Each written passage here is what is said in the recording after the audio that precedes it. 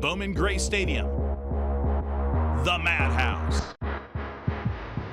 It's the Madhouse Maniacs. They're getting up on their feet. Mass chaos. Oh, he hits them, climbing all over each other. Trouble. Every time you turn around, there's physicality. The fans are on their feet for a photo finish.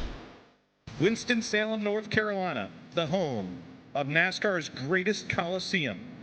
We have action every Saturday night here at Bowman Gray Stadium. Still, the most exciting of all. Big crash. Oh! This is Bowman Gray.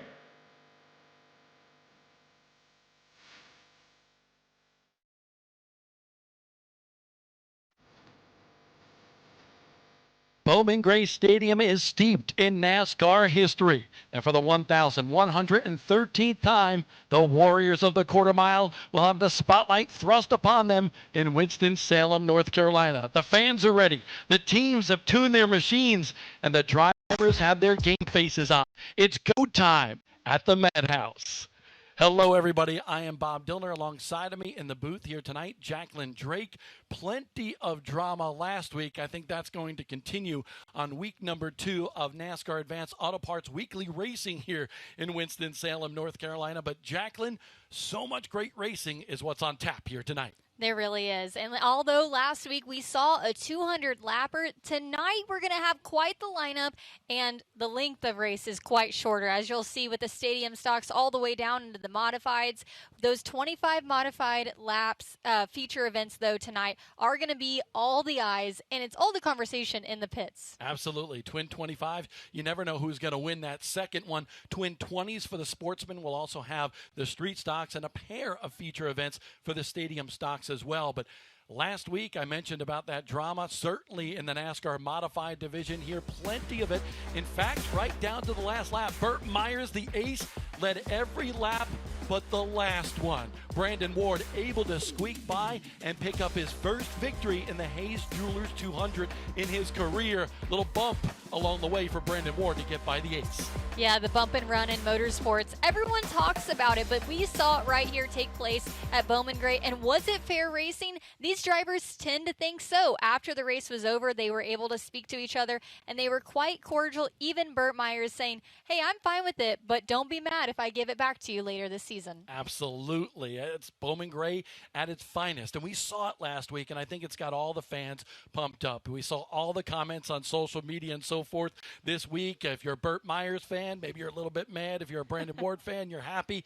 But that's what this place is all about. We love the racing here at the Madhouse. It's NASCAR Advanced Auto Parts Weekly Racing Series action. And it'll come tonight here live on Flow Racing from Winston-Salem, North Carolina.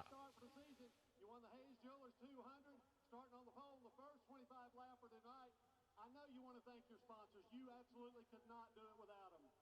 Absolutely. I got to thank Kevin Powell and this entire KP Speed Motorsports group and Will Spawn, all the guys for all their hard work preparing great race cars that have speed. And everybody at Suzuki, this is their first year with us, four time over here.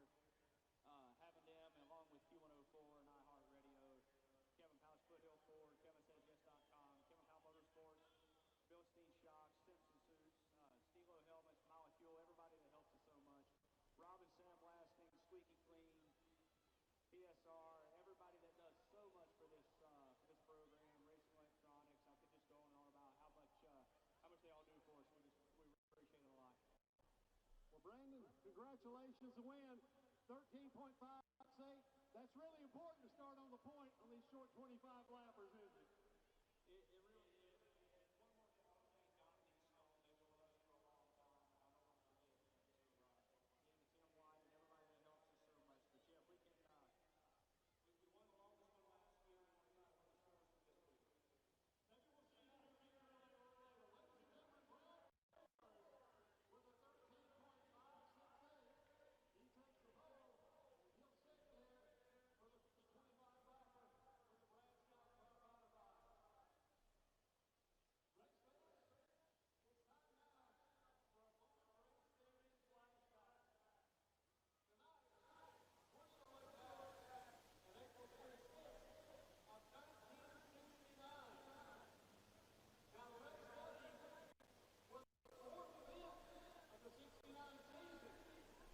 Through the first three races, two drivers dominated in the modified division, Paul Radford and Kurt Brown.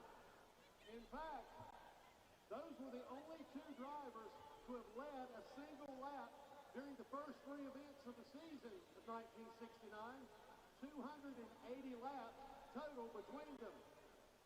Well, Paul Radford would not be as fortunate in four of the 69 campaign. He had trouble from the get-go, and he would finish well back in the pack. Meanwhile, Kurt Brown had troubles of his own, and they started that morning. You see, he blew an engine in Martinsville that morning. And Jimmy Hensley, Moments away from getting started with NASCAR racing at Bowman Gray Stadium on week number 2 of the season. Bob Dillner, Jacqueline Drake in the booth.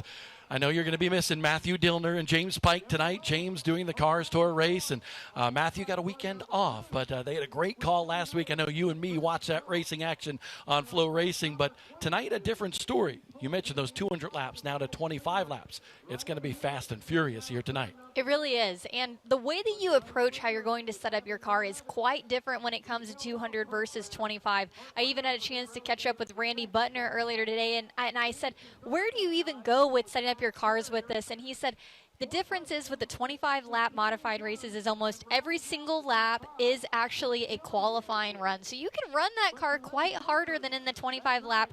And the way that things are set up, I'm curious to see who is going to be able to have that momentum today. And is the aggression going to be quite higher than what we saw last week? Yeah, with these NASCAR modifieds here for 25 laps, you mentioned those qualifying laps. That's what it feels like.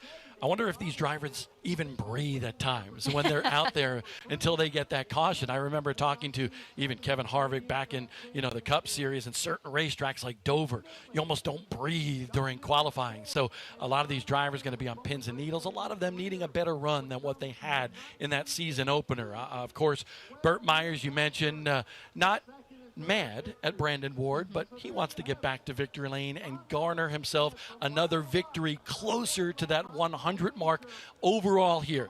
Tell you what, let's get things kick-started with pre-race ceremonies here at Bowman Gray Stadium. Bowman Gray Stadium flashback. Race fans, I invite you to join with me now in the racer's prayer.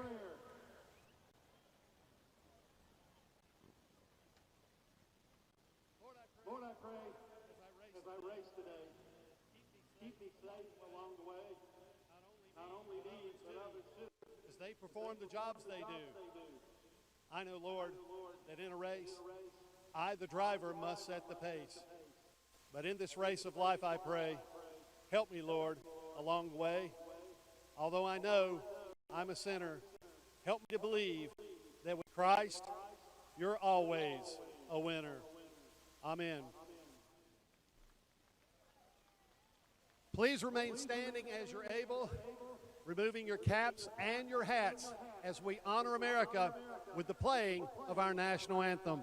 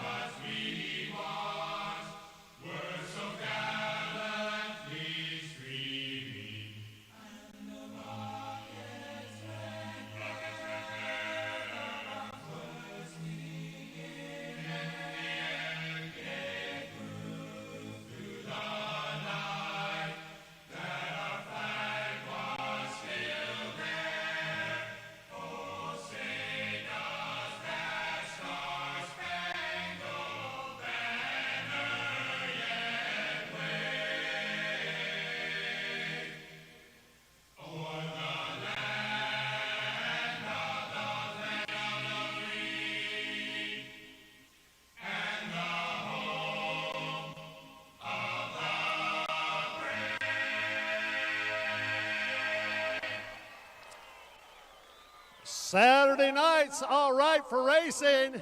What do you say, Madhouse? Let's go racing!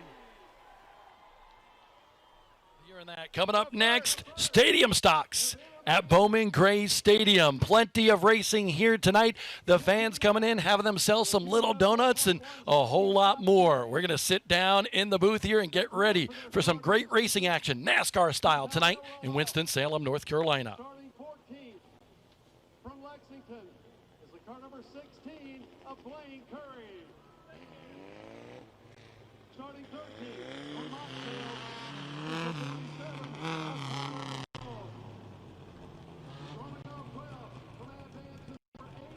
of Luke Smith.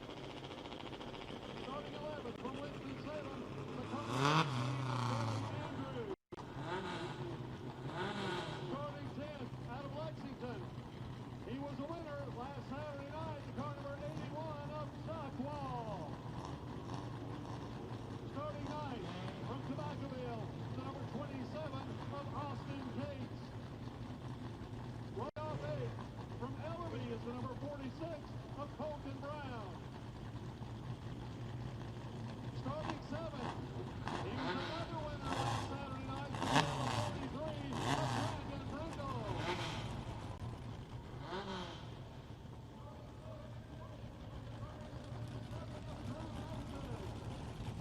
Rolling off 5th from High Point is the 36 of Austin Long. Roll off 4th from East Fields, the number 26 of Ricky Ball.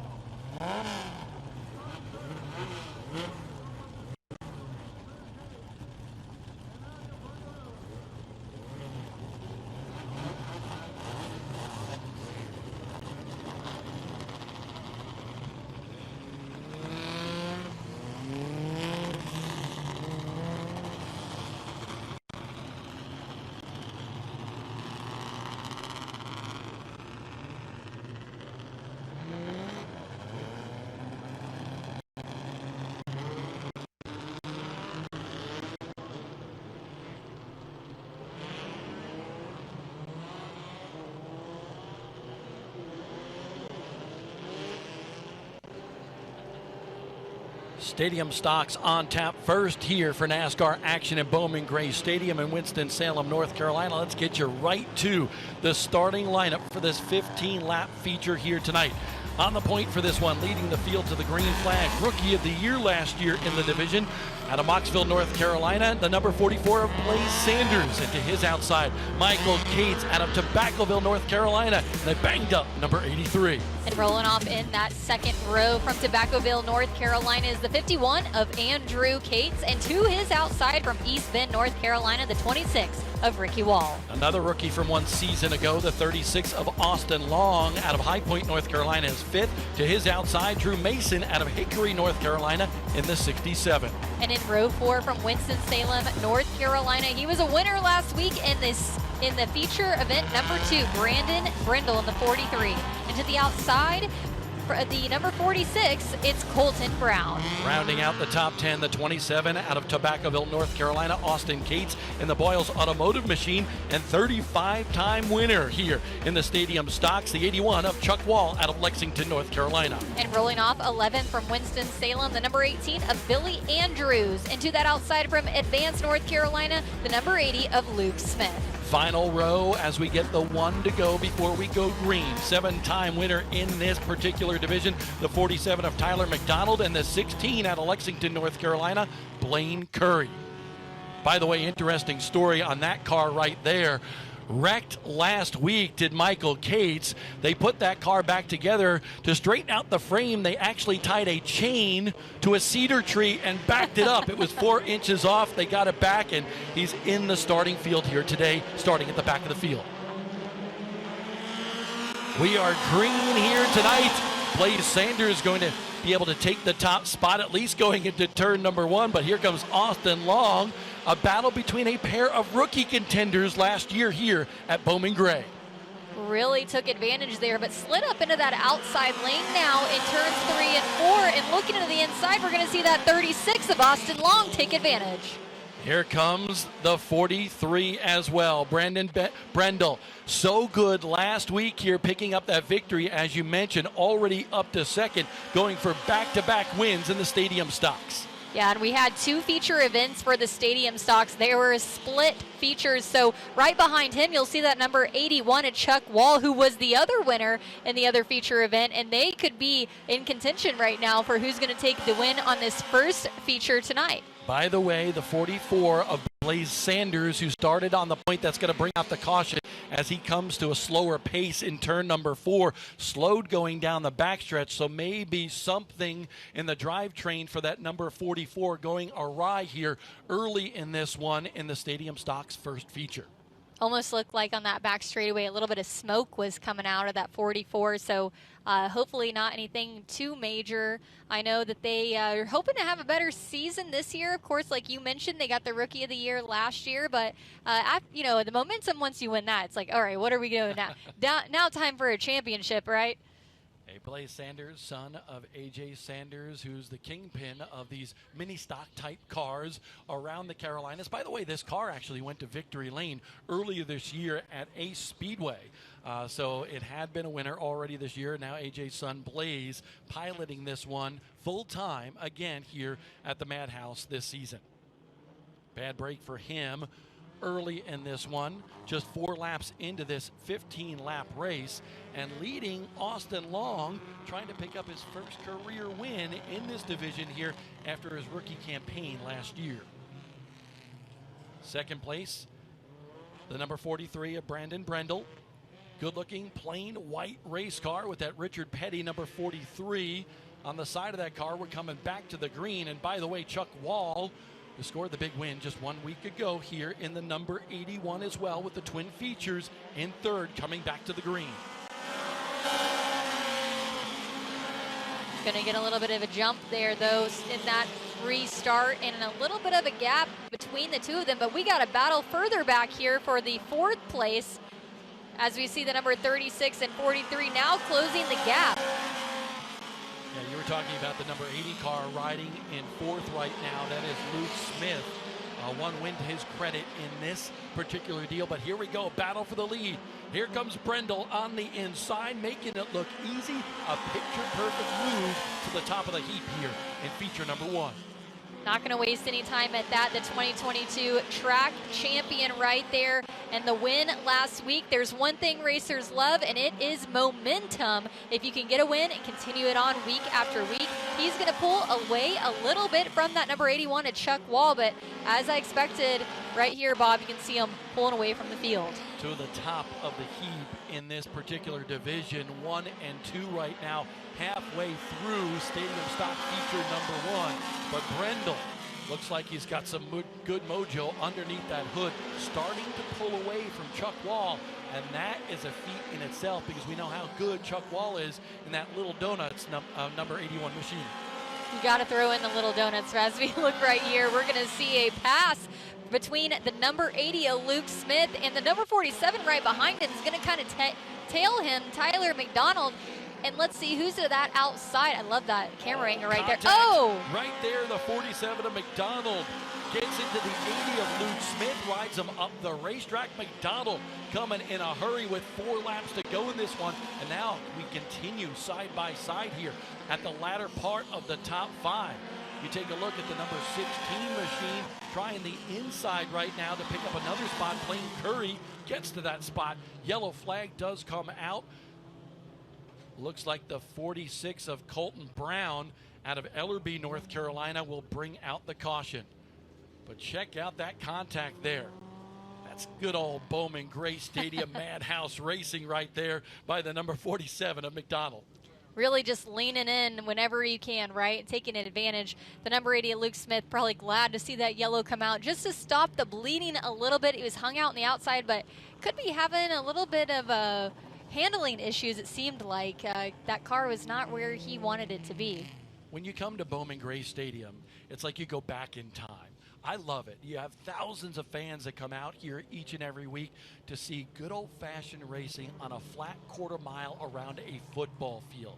And because of that, through the years, there's certain traditions that they keep. And one of them is certainly the scoring. They do it by hand in the tower.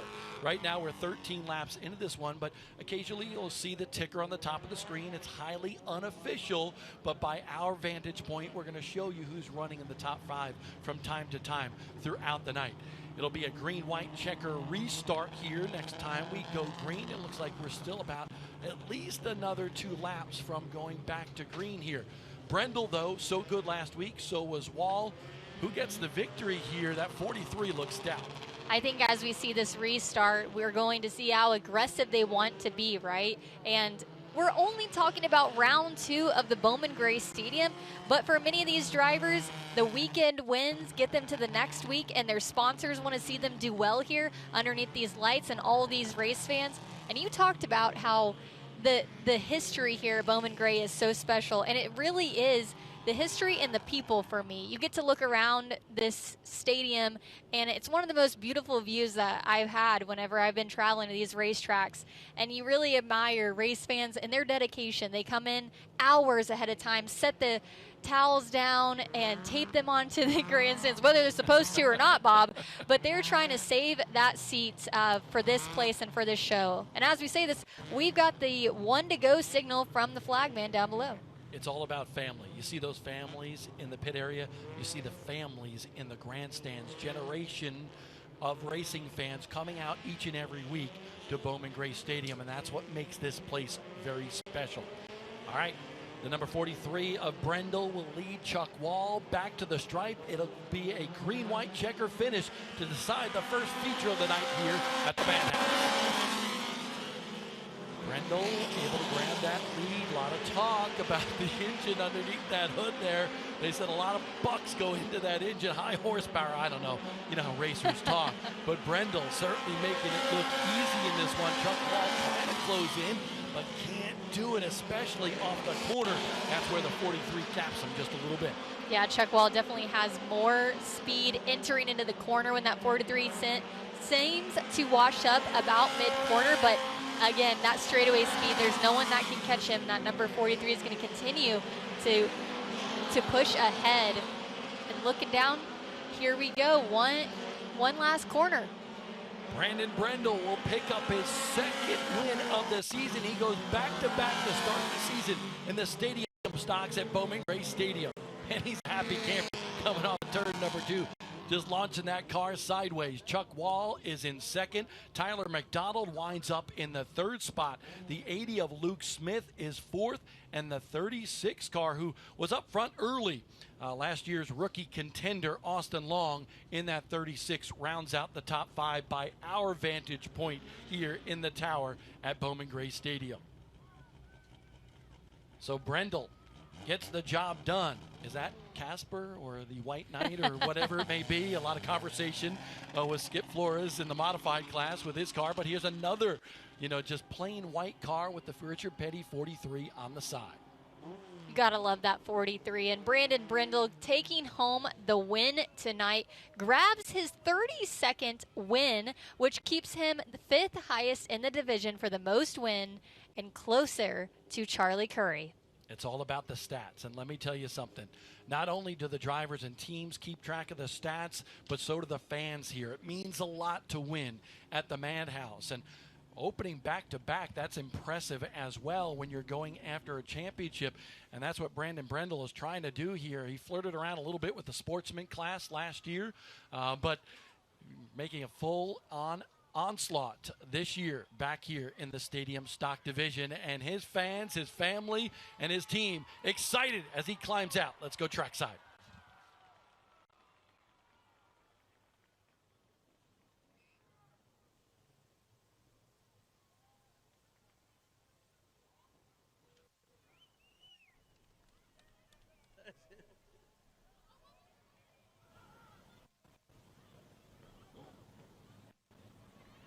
Tell them who your favorite football team is. The New Orleans Saints. Woo! That's what I'm talking about. 2 wins. Oh, man, Brandon, you hear that? Boy, We'll get them back happy in a minute. 2 weeks in a row, you're back in the Q104.1 Stadium Shot Division. 2 races, 2 wins. Tell us about your night. Man, I can't thank Todd enough. You know, there's not privilege of this thing. I'm excited to be back. All right, who all you want to thank real quick, buddy? Man, I want to thank Justin and Sean, Brandon Krotz, Todd Barnhart right here for everything. And my beautiful lady somewhere, she puts up with all this mess. Good job. Way to go, man. Thank you. One more time. Let him hear you, people. You always got to thank the better half, and that's what Brandon Brendel did tonight in Victory Lane at Bowman Gray Stadium. Race number 2 lined up on the racetrack. We'll be right back after this.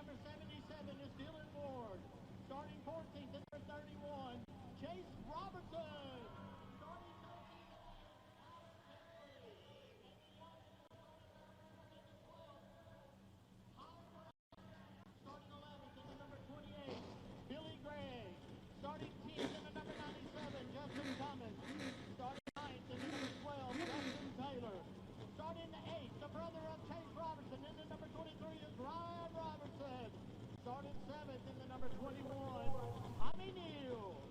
Starting 6th in the number 38, Mitch Gale.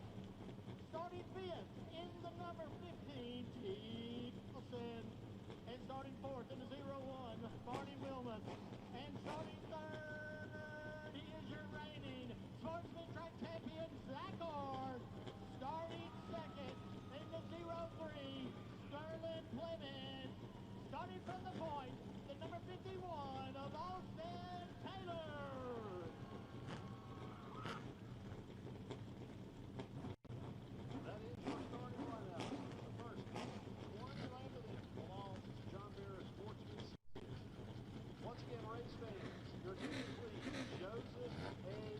Porter. Joseph A. Porter. We have something that belongs to One race down and still plenty to go here for NASCAR racing action at Bowman Gray Stadium. Next up, the first of the twin 20-lap sportsman events for the night. And let's get right to the starting lineup for this one. Leading the field to the green will be the number 51 out of King, North Carolina. He is a winner in this division in the past. Finished 7th last week. It's Austin Taylor. And his outside, Sterling Clemens, 4 wins to his credit in this division. They call him the rock star. He's out of Winston-Salem, North Carolina. And in that row 2 from Lexington, North Carolina, in that 55, it's Zach Orr. And to the outside from Elkin, North Carolina, the 01 of Marty Willman. On the inside of row number 3, the 15 out of Lexington, North Carolina, in the Shitty Coolers car, it's T. Dawson. To his outside, starting 6th, the 38 of Mitch Gales, a 6-time winner in the sportsman class out of Thomasville, North Carolina. And in that row 4, it's the Tiger. It's from Roll Hall, North Carolina, the number 21 of Tommy Neal. And to the outside in the Jerry Hunt Super Centers 23, it's Ryan Robertson. Hey, you gotta love nicknames. This next one of the best in the business at Bowman Gray. Donkey Strong, number 12. Justin Taylor, a 9-time winner in this division. To his outside rounding out the top 10, the 97 of Justin Cummings out of Winston-Salem. And rolling off in that 6th row, the number 28 of Billy Gregg. And to the outside of him, the number 7 from Louisville, North Carolina, it's Connor Branch. Starting lucky number 13, the dog, Kyler Kepley out of Winston-Salem, North Carolina in the number 8. And then Chase Robertson went back to back last week in opening event wins in the sportsman class. He's out of Walburg, North Carolina. Rounding out the field, the 22 of Dylan Ward, a 16-time winner at Bowman Gray Stadium, also out of Walburg, North Carolina. So 20 laps in this one, plenty of racing action. This is one of my favorite classes here at Bowman Gray Stadium because these guys completely get after it on the gas. They usually maybe shed some sheet metal on the racetrack as well because there's always plenty of bumping and banging. The driver that did so well last week, though, Chase Robertson, champion in this division just 2 years ago, finished second in points last week. 1 to go until we go green flag here. But Chase Robertson, just 20 years old. I remember the night that he had to go to the prom, but he won the race and still made it to the prom. It was fun here just a couple of years ago. I love that. Did he race in his tux? I've heard of some doing that. He went right to the tux, but he definitely had the better suit on that night, the driver's suit. All right, here we go. We got Austin Taylor and Sterling Plemons coming to the green flag off of turn number 4 here at the Madhouse. Oh, contact down there. And the 0-3 of Sterling Plemons goes around. It was one piece of contact that made another contact happen, and it's the 0-3 car of Sterling Plemons. Not going to be happy with that. A second place run here last week for Plemons. Very fast race car, new machine for Plemons here this year at Bowman Gray Stadium, but trouble in the opening corner for Plemons. What did you see, Jacqueline? Definitely, we're going to see a replay here. As we'll see in this restart right there, it looks like the 51 didn't get a great run off. The 03 had a run on the outside, but then, of course, Austin Taylor, he's going to take advantage of that. Gets into the side of 03 from my perspective. Bob, what do you think? It was interesting. It was definitely a little bit of contact from one that provoked the contact, I believe, from the other as well, but Plemons is going to have to go to the back of the field in this one. We'll see if we can show it to you one more time here before we go green. We're going to put in a little bit of slow-mo to see what happened. And there is the 51 initially getting into Plemons. So Taylor started it and then just kind of finished it off there. You know, Plemons comes down the racetrack a little bit is probably what Taylor is going to say. But 2 taps and around goes the 0-3. Yeah, and like that could have been a spotter issue, right? They could have said that they were clear and they weren't clear. It certainly looked like the 03 thought he was. And Sterling Plemons, who got the quick time last week and has worked very hard through the offseason to put these cars together, as have the other competitors out here on the field. But, you know, that 03 did have a little bit of damage there, Bob, and hopefully it doesn't affect him being able to come up through the field tonight. As you can see him now in the back of the pack. Yeah, but that 51 of Austin Taylor still with the lead here, coming back to another green flag to kick off this one here. And Taylor, 7th place just 1 week ago here at this racetrack. That one career win, which we mentioned, came just last year in April, by the way. So just about a 1-year anniversary, the defending winner of week number 2 at the Madhouse. I went down there and had a chance to talk to that team. Quite the personalities between Austin and Justin. I had a great conversation, but Austin actually had a David Gravel shirt on, and I said, hey man, are you a Gravel fan? He said, heck yeah, I grew up loving dirt racing. He really likes 602 late models, being able to watch them on dirt. Hopes to go to the Dome this year, as do I. But really great guy, great family team that works really hard down there. So it was great to get to know them a little bit better. Only 27 years old, Austin Taylor, as he is going to be at the front of this restart next time by. The Taylor's a fun bunch, for sure. There's the number 12. By the way, you can see we call him Donkey Strong because he's got a donkey on the side of that race car. It's really a cool-looking car, and obviously the fans enjoy it here. He's got his hand out the window, catching a little air, a little bit warmer weather than what I'm used to up on the mountain of Boone, North Carolina. But there's the donkey right there. Good shot of it. Donkey Strong for Justin Taylor, and always hear my brother talk about Donkey Strong all the time. And by the way, he's watching tonight with my nephew Hudson, so a shout out to them as well. I love the donkey. He needs to bring a pet donkey out here. It's a cool baby donkey. Yeah. Yes, I think they should. Would that be allowed in the pits? You know, what isn't allowed here sometimes? That is true. That is true. But that's what makes it special here.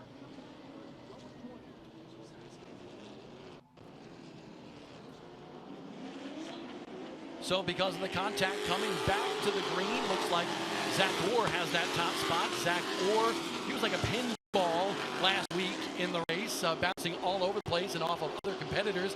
One time bounced off of turn 4 wall, and because of that, he had a lot of right rear suspension problems on that number 55. But he now is your leader due to what happened on that initial start of this race with the contact between the 51 and the 03. You can see that 55 wasting no time. Quite the lead now between him and second place. The 2024 champion, and also considered as Mr. Consistent, as he tends to come every single week and show out and show up, and he sure is doing that now. Looking at back further in the field, though, we have the 38 and 7 getting into contact just a little bit in the north turn, as the 31 is going to be taking advantage there to make that pass for the top 4. You knew Connor Branch would be coming to the front of this field. And Chase Robertson as well to the inside is Chase Robertson side by side here inside the top 5. Chase Robertson, who's looking for just a better finish and not getting the great start there, having to start at the back of the field. Oh, the number 7 there, just a shot from behind. He's not going to let him have top 3 too easy. We got an official ruling on why Zach Orr was given the lead on that restart. Apparently 1 lap in the books, and Zach Orr was leading at the time that the caution came out. So those guys kind of got connected down in turn number 1, and then the caution came out. Chase Robertson started way back in 14. Chase Robertson in the 31, now up to second already, with just now 7 laps complete in this first of the Twin 20s here for the Sportsman class. Robertson on the move. Yeah, you see right here on the screen, this is your battle for 3rd place. Down to the inside, we have that pink 7 of Connor Branch, who's doing all he can. He can't even getting down on the turtles to try to make that pass, and he does. You'll see right there too, completed, and the 51 now in that 4th place. Yeah, Connor Branch, good start to the season for him. 4th last week, in the top 5 this week. There is Zach Orr, by the way, another new paint scheme. He says, I like to have a different paint scheme each and every year. We've seen green, blue, now red for him. There's the Tiger Tommy Neal trying to make his way through the pack as well. He's trying to follow Sterling Clemens, who has gained a lot of spots since that restart. 6th is Tommy Neal. Actually right in front of that 5th, Sterling Clemens. That's 03 on the move after restarting at the rear. Absolutely, and as you say that, Bob, we just have a caution come out, and right before they threw that yellow flag, the black flag came out for the 77 of Dylan Ward, who just exited the track, and we're going to get the cars stacked back up here. The 55 still leading the way of Zach Orr, followed by Chase Robertson. This is not what Zach Orr wanted to see. We'll take a quick break here on Flow Racing and come back with the conclusion of this one here at Bowman Gray.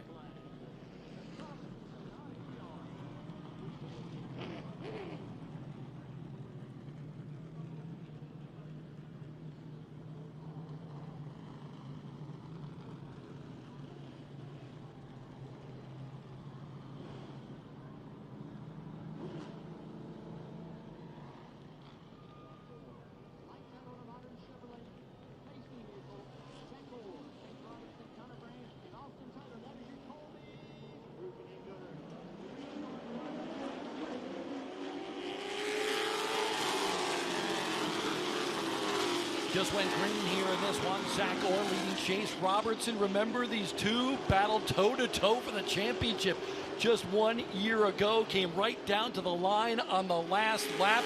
Orr right now with a mirrorful of that 31 car, and cars all over the place on the front stretch here. But Chase Robertson trying to get into the back bumper. He does it again down in 3 and 4. Orr trying to keep that bottom lane blocked off. Chase Robertson all over the back of that 55. He wants the win, and he wants it bad. How hard is he going to be pushing that 55? Into the corner he goes again. A little bit underneath, moves him, but not too much. 55 still leading the way with 5 laps to go. And it looks like that 55 car maybe just a little bit tight. He's trying to keep it to the bottom, but he doesn't want that car to go up the racetrack, and he's having a difficult time turning it in the center of the corner. Chase Robertson will help him turn it a little bit there with that love tap. Just a few laps to go in this one, and Chase Robertson is all over the 55 of Zach Orr. That's the last two champions in the sportsman class here at the Madhouse. The veterans of the Madhouse know it's all about getting hit at the right braking zones. You'll see the 55 has backed up his braking in order to get hit from behind straight so he doesn't get sideways in the center of the corner. Off on the back straightaway, gets a little bit of run, going to do that braking again as the 31 continues to hit him from behind with 3 laps to go. Really good perspective there, Jacqueline, and that's exactly what Zach Orr is trying to do. He's basically stopping the car almost in the center of the corner to slow down Chase Robertson. Chase Robertson really wrapping that back bumper. 1 to go here as we settle the score in the first of the twin 20s. Zach Orr's got the lead. Chase Robertson, one more shot in 3 and 4. Does he have enough? Enters a little bit higher, gets into the back bumper of Zach Orr. Orr gonna pick up his first win of 2025 here at the stadium. Wonderful drive by the 55. Wonderfully skilled, and the 31 really raced him clean and fair. He tried to move him, but he really didn't just clobber him. He continued to do his skills and brake, but he didn't overdo it, and I think that was a fair race right there. The 55 did a great job at hitting his marks lap after lap and not letting Chase Robertson get to his head. Connor Branch was 3rd in this race. Austin Taylor in the 4th spot. That's what we saw as they drove off the racetrack. But it's Zach Orr picking up the victory here today. And a great job by that 55 machine. Always an immaculately prepared race car for Zach Orr and his team. Always sharp-looking rides. He's out of Lexington, North Carolina. Zach Orr picks up his 22nd win in the NASCAR Sportsman class here, and he was the Division II NASCAR champion in the Weekly Racing Series last year. So Zach Orr, incredible performance here in the Sportsman class. Yeah, absolutely. Great job by him. You hit on it, the National Division II champion, where he was able to go and accept that at the National NASCAR Banquet. But him getting that 22nd career win, which ties him with Barry Edwards for the 16th place in the most wins in the Sportsman division. Incredible performance. Got that lucky break when the top 2 on that initial lap got together. He scored the leader at that time and led the rest of the distance here today. So the 55 of Zach Orr picking up the victory today at the Madhouse.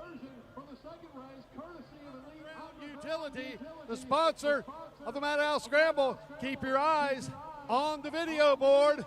We'll see where he starts. Zach Orr, ladies and gentlemen.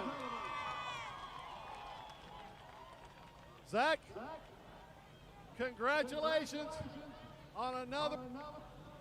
I'll tell you what, you with Chase finished that one just like you finished last year's points battle. Boy, it was a tight race, but a great race. Yeah, I have to give a hats off to Chase. He was really clean there. Our car's just still a little bit off, but we'll get there. But I appreciate it running me clean. It's awesome. Last week was rough. We hit the wall, tore the car up, tried to come back. We needed a win tonight. Well, Chase, this is win number, Zach, this is win number 22 in your Bowman Gray Stadium career. And you're starting, I see from the video board, number 14 in the second race.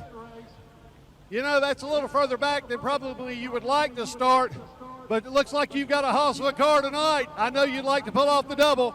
Yeah, I really would. This one's for Mac, his dad. He's in the hospital. Billy Banks, my engine guy, he's been in the hospital. Pray for both of those guys. I couldn't do it without my sponsors, Pulse Vodka, Cardinal Plumbing come on this year. He's an awesome guy. So the Madhouse Scramble, because of the twin features, Zach Orr picked 14. He will start 14th in the second of the twin 20s here tonight at Bowman Gray Stadium. The Mighty Modifieds, the rumble of 600 horsepower coming up next live on Flow Racing.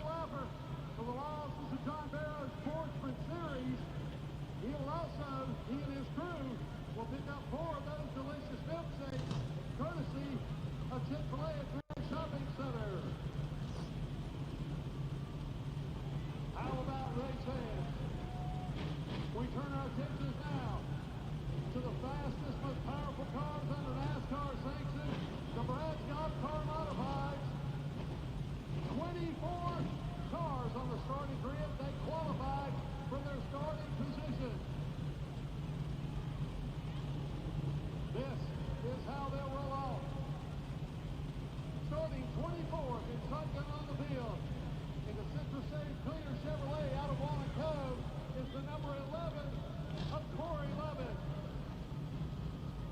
off 23rd. And the Chevrolet from Greensboro is the number 3, driven tonight by Jason Southern. Starting 22nd in the team car of the Rocket, Tim Brown, the car number 88 of Johnny Mordock. Starting 21st in the Great Butcher Truck Chevrolet from Louisville to number 35 of Brandon Butner. Rolling off 20th, the Surrey Chemical Peterbilt Chevrolet out of Mount Airy, the number 99 of William Crab Smith.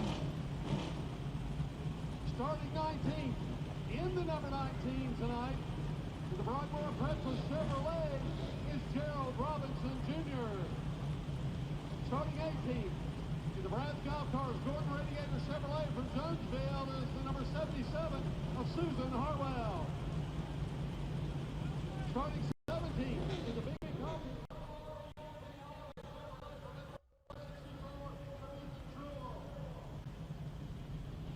Running up 16th. Tobacco Ridge, Cleary, Grading, and Septic.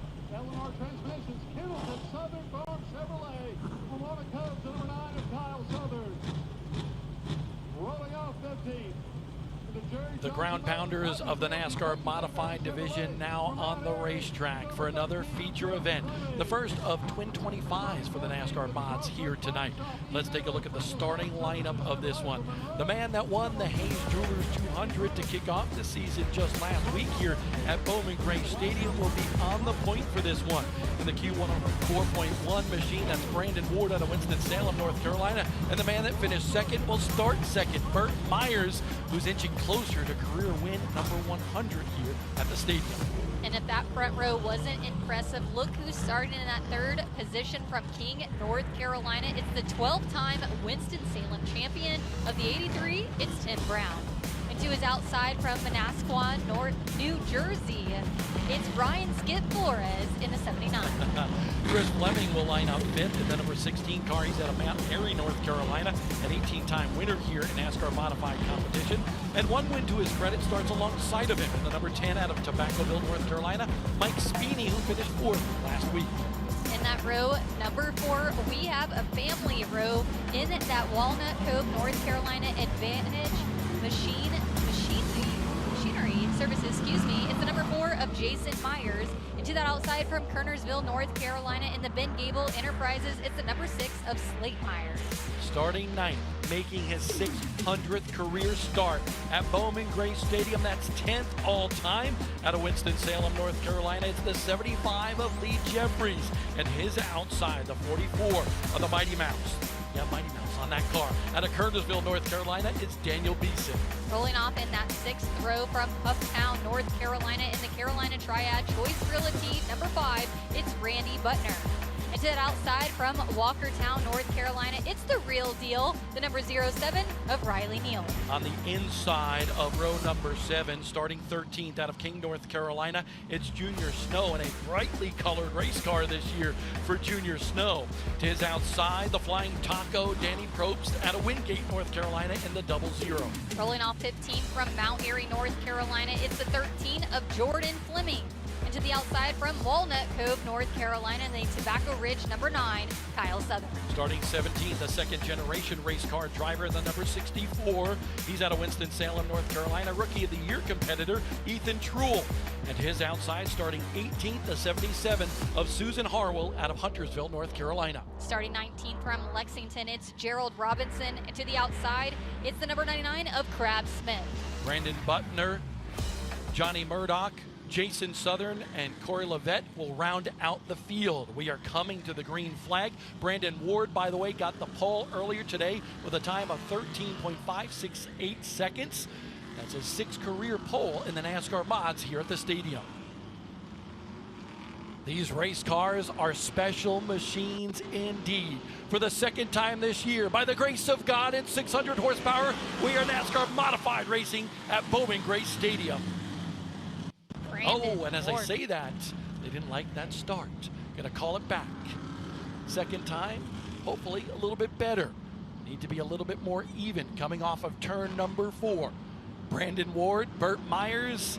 Oh, cat and mouse games they have done for years. They bang, and Burt Myers almost into the wall. Brandon Ward with the lead down in 1 and 2. we've got a mess behind there, and they're going to keep it rolling. Slate Myers comes to a stop down in turn number 2. We're going to have to get a look at that one again. But interesting start between Brandon Ward and Burt Myers, who, remember, a little bump and a tap got Brandon Ward the win last week on Burt Myers. Let's take a look at that replay, because coming to the initial start of this race, watch what happens down in the corner. This is after that. Burt Myers kind of got up close to the wall, might have brushed it, but then Slate Myers gets put up a little bit in the chaos and slammed the turn number 1 wall. Randy Butner in the number 5 car there. Butner, one of the perennial favorites, loves himself some twin 25-lap races as well. In fact, got his first career win in a twin 25-lap race years ago. Actually, his 38th season, I believe, of racing here. Now, here's what I want you to look at. Coming off of turn number 4, Ward slams on the gas, kind of gets into the number 1 car, and hard to tell there because of how that wall comes out. Hard to tell if Burt got into the wall, but that really caused the chaos going into turn number 1, and everybody was fighting for turf. Slate Myers, I'm sure, not too happy down there doing the old, I'm going to climb out of my car and wait and maybe point at somebody. We'll have to see if that comes to fruition here down in the corner, because I'm sure he's not happy with somebody. Going to talk to his dad, Burt Myers. That's Corey LeVay. Sorry, identical cars here, except for that little bit of one by the other one there. But that good-looking machine for the Myers family racing here. There's Slate. We'll keep an eye on him and see who he's going to maybe shout out or point to. He looks calm, cool, and collected to some degree. We thought it was maybe Mike Speeney, the number 10.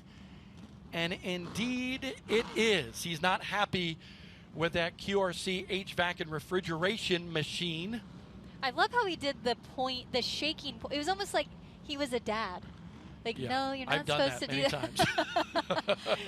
times. The shaking point. You know, Yeah. I respect it, though. I respect it. And he's so young. Listen, calm, cool, and collected Yes. with Slate there. Yes. He got his point across Yes. on Mike Speeney. He was in trouble a little bit. Speeney with a little bit of shot in the back end, put Slate Myers up into the wall, and that point is infamous in racing, right? Yeah, I've done it to my 5 kids time over time, but I've also done it. I remember my brother running a Legends car at Charlotte Motor Speedway, and he got put in the wall in a transfer spot in the B main, and that kid that came in that Legends car, he got the old Bob Dylan point at him. Yes, we're not going to say what happened after that. I love it. You know what I find so interesting, though, is we talk about the contact that happened last weekend between Brandon Ward and Burt Myers. Here they are again, side by side, and look what happened other than Brandon Ward getting into the side of Burt Myers that then affected that whole pileup. I wonder what is going through Burt Myers' head right now as he has fallen back on this restart. It looks like he's going to roll off in the... Is that the 6th position? It is, and I've been trying to look at the lettering on the right side tires of Burt Myers, specifically the right front. And while it appears a little bit diminished compared to the right rear, it's hard to tell whether he rubbed the wall coming off of turn number 4. You see how the right rear has more of the Hoosier, the right front less? Will that be, something to watch for in this race? We'll find out.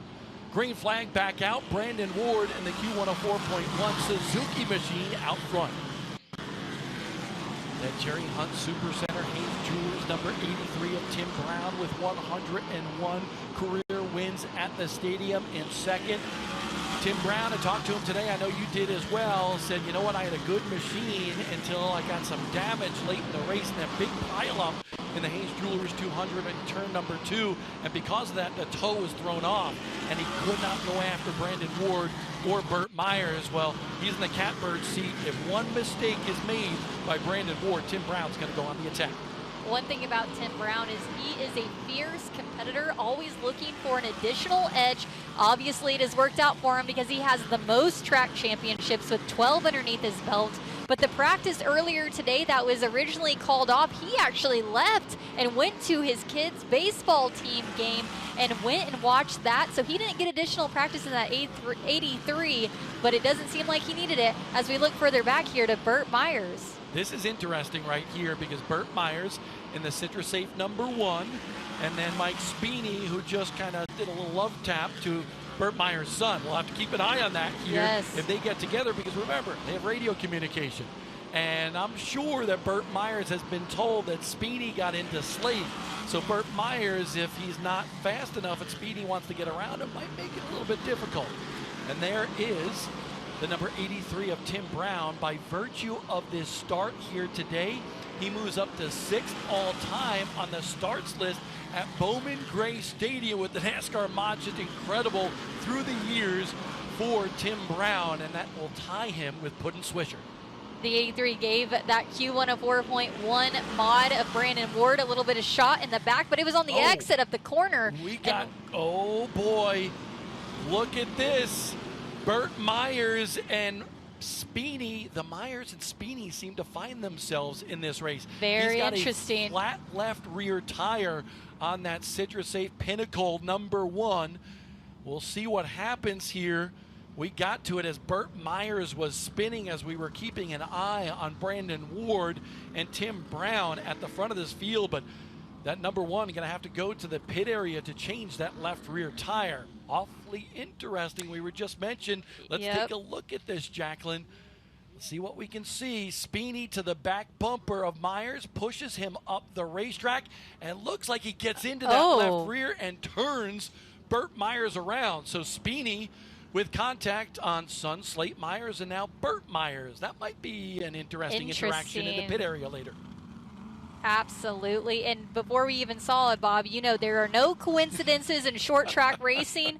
There are always intentional things and then people thinking about it. So as you mentioned, the spotters were probably communicating, but interesting to see Speeney not only have contact with Slate, but then almost intentionally have contact here with Burt Myers. As maybe we're going to get a sight to the back of the trailer to see if they're changing the tire on that modifier if he exits here. But and there he is. And think about this, a lot of different things to follow for the second of the twin 25s here as well, between Speeney and both Myers. But let's take a look at it one more time. Speeney gets into him right there, kind of, sets the #1 off a little bit, pushes him up the racetrack. Speeney thought he had the inside lane, but really not enough real estate there, and gets into Burt Myers again, and that's also what cut down the tire on the left rear.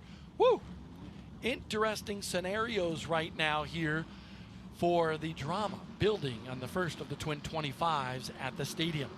Coming back to the green, it's Brandon Ward over Tim Brown, Chris Fleming, Jason Myers, and then Skip Flores in the 79.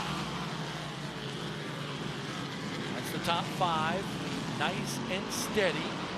The top 2 looking pretty good. Behind that, you see Jason Myers starting to put a little pressure in that #4 machine on the 16 of Chris Fleming. Fleming so disappointed with the run last week, the driver of the 16, because he said, you know what, we made a change to that race car. It's not exactly what we should have done.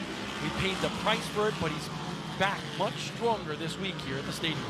Yeah, Chris Fleming, that's somebody that has been here year after year, but still has yet to have a championship underneath his belt. Will this year be the year? Halfway as we cross the line, and continuing to lead us, Brandon Ward and Tim Brown are going to try to break away from the field a little bit, and Chris Fleming says, I'm right here. I'm going to try to close that gap up and go with you guys. What I see right now is it looks like Brandon Ward maybe has a little bit of a tight condition. That car not wanting to turn in the center of the corner. That's where Tim Brown is going to have to try to capitalize. Past the halfway point in this one. Brown is there, but not able to go on the attack.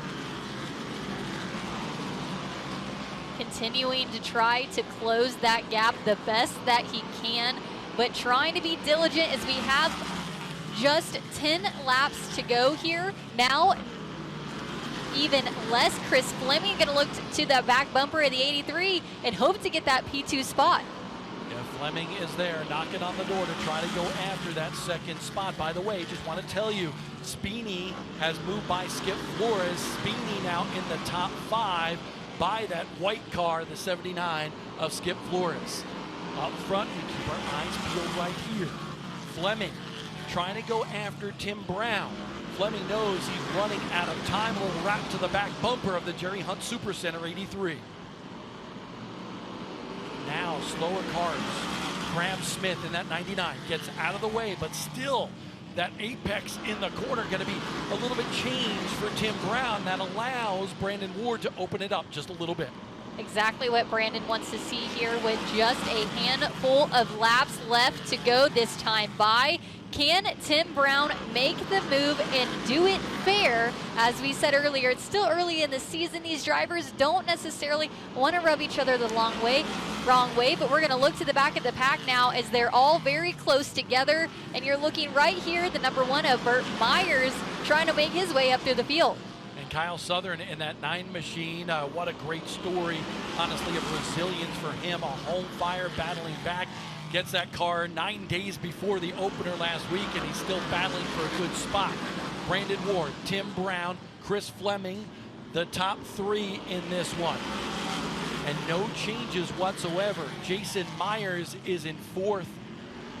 Little contact between Randy Butler and Junior Snow, but we got a little bit of a pileup in 3 and 4. Oh my goodness. And it's 2 Myers machines. Jason Myers, who was riding in the top 5, gets collected down in the corner when Burt Myers and Kyle Southern actually stopped on the racetrack. Apparent contact between both of those drivers, and unfortunate circumstances for the second straight week for Jason Myers, a 41-time winner here at Bowman Gray Stadium. Now, because of that contact, a flat right rear tire on the number 4.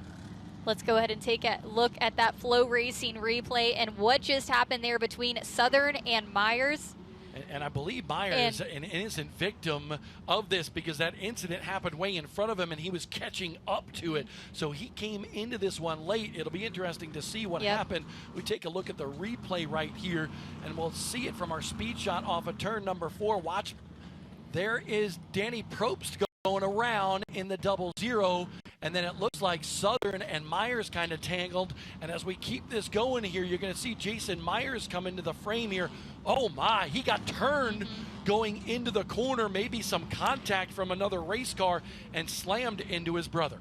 Yes, you'll see Burt Myers was trying to back up from being into the side of Kyle Southern, and as he did and Jason Myers came around is when that collision happened there. Unfortunate. And I just want to clarify, that's not Jason Myers, I believe, driving in No. there too hard.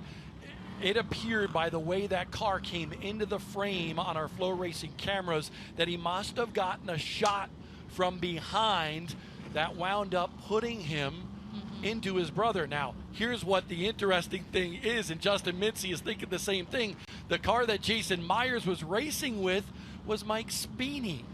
Let's take a look one more time. There they slow up just a little bit. Let's see who's behind. Oh, I Ford. see. Is it Speeney? Oh! It is. I would say the way Jason, either he had so much rear brake in that car and he stood on the brakes and spun it out, or Speeney had hit him a little bit, tried to back off, and that's why you saw the gap. But this is Bowman Gray. This is the Madhouse. This is drama like no other. And Speeney possibly, we cannot clarify it, but he was in the vicinity, possibly contact with 3 different Myers drivers in this one. You know, I just have to say that if it was intentional, where's that bingo card that Speeney has to get all the Myers brothers tonight? Because he absolutely did so. Hey, we're in the middle of hockey postseason, right? Maybe a hat trick for Mike Speeney here tonight for the 10 car with the Myers family. Is there a side bet going on that we don't know about? Ooh, yeah. Maybe buy himself a tire. No, listen, I know Mike is a great guy, okay? And he's won races here, 1 to go until we go green. I'm sure this is not the night that Speedy wanted, honestly, because they still have 1 more race to go tonight. Yeah. And paybacks can be difficult here at the Madhouse. So it'll be fun and interesting for us to watch, but I'm sure maybe not for Mike Speedy tonight. All right, here we go. Under 10 to go in this one, 7 laps remaining. Brandon Ward stands on the gas and gets a good restart on this one over Tim Brown. Wow, he sure did. He's going to be able to lead that charge with the 83 tailing behind him with just 2 laps to go. This time around, he's going to take the white flag. White lap to go here at Bowman Gray Stadium, just one circuit. Brandon Ward trying to go back-to-back. Tim Brown is there. Doesn't look like he's going to have a shot down in the corner. Chris Fleming in third. Brandon Ward goes back-to-back to open the season at Bowman Gray Stadium. He wins the first of the Twin 25s for the NASCAR mods at the Madhouse on night number 2 of NASCAR Advanced Auto Parts Weekly Racing here at Bowman Gray. The 2023 defending champion who won the Hayes Jeweler 200 last week and switched to full body cars in 2010, was a UARA champion in 06, is going to collect another checkered flag, 2 wins in a row for 2025 here at Bowman Gray, the 04 of Brandon Ward. Brandon Ward picks up his 14th career win. Remember, he had 5 wins last year. He's already up to 2 this year. The lights flash in honor of Brandon Ward and that Suzuki Kevin says yes.com Q104.1 machine. Foothills Ford on the side of that race car. Just incredible career. For the first time, he goes back-to-back to open the season at Bowman Gray. Great drive by that Q104.1 car as he'll come around to the start-finish line to do the victory lane, and his crew is going to make their way over here to celebrate this big win here tonight in Winston-Salem. Let's go trackside to hear what Brandon Ward has to say. 12, 14, and 16. Courtesy of Elite Underground Utility, this is the Madhouse Scramble Redraw. Brandon taking a moment to get unbuckled. Win number 2. He is 2 for 2 in the 2025 season is Brandon Ward.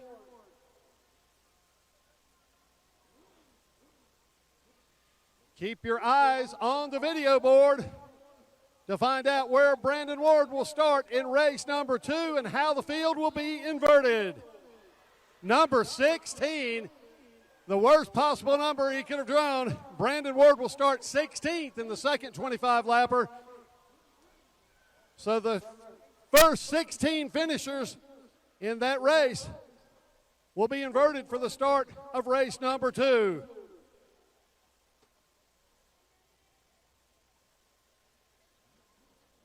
Brandon Ward wins for the second time in the 2025 season. Brandon, win number 14 in your Bowman Gray career, but more importantly, you're batting 1,000 so far, 2 for 2. Could you imagine it going any better than this? It couldn't go any better than this, but you had to be thinking about it. It's a great start. Yeah, I mean, 2 for 2 is really good for this KP Speed Motorsports team. Just can't thank Kevin Powell for all he does for us, Will Spa, and all these guys for preparing super fast race cars. And Suzuki, Q104, iHeartRadio for all their continued support and all they do for us.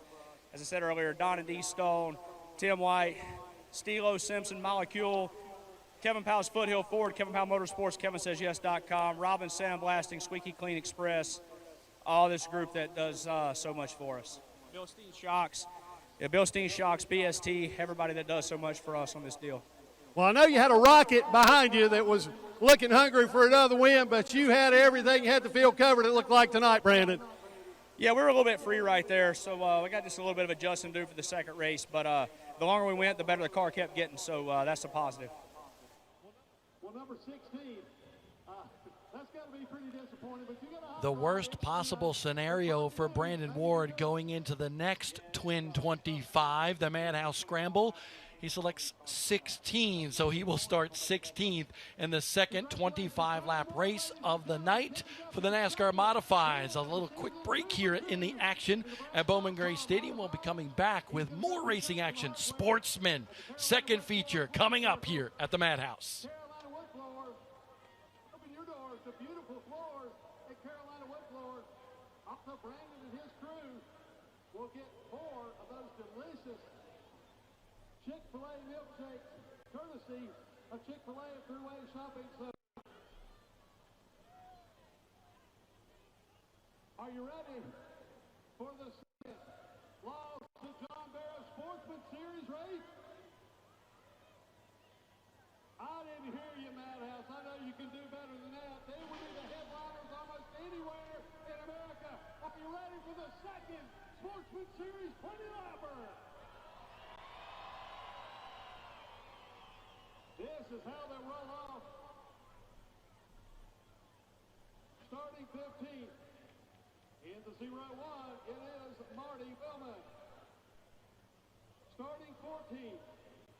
He was the winner of the first 20-lapper by virtue of the Elite Underground Utility Madhouse Scramble Ring-Off. The number 55 of Zach Orr will roll off 14th. Starting 13th, the car number 31 of Chase Robertson. Starting 12th, the car number 7 of Connor Branch. Austin Taylor in the 51 will start 11th. Running up 10th in the 0-3 is Sterling Clemens. Starting 9th, the car number 21 is the Tiger, Tommy Neal. Starting 8th, the number 12 of Justin Taylor. Rolling off 7th is the car number 23 of Ryan Robertson. Billy Ray, number 28, will start 6th. Starting 5th is the number 38 of Nick Steele. Starting 4th, the car number 8 of Tyler Henley. Starting 3rd, the car number 15 is Steve Dawson. Welcome back to Winston-Salem, North Carolina for the NASCAR Advanced Auto Parts Weekly Series at Bowman Gray Stadium. Night number 2 on the season. I'm Bob Diller. Alongside of me is Jacqueline Drake.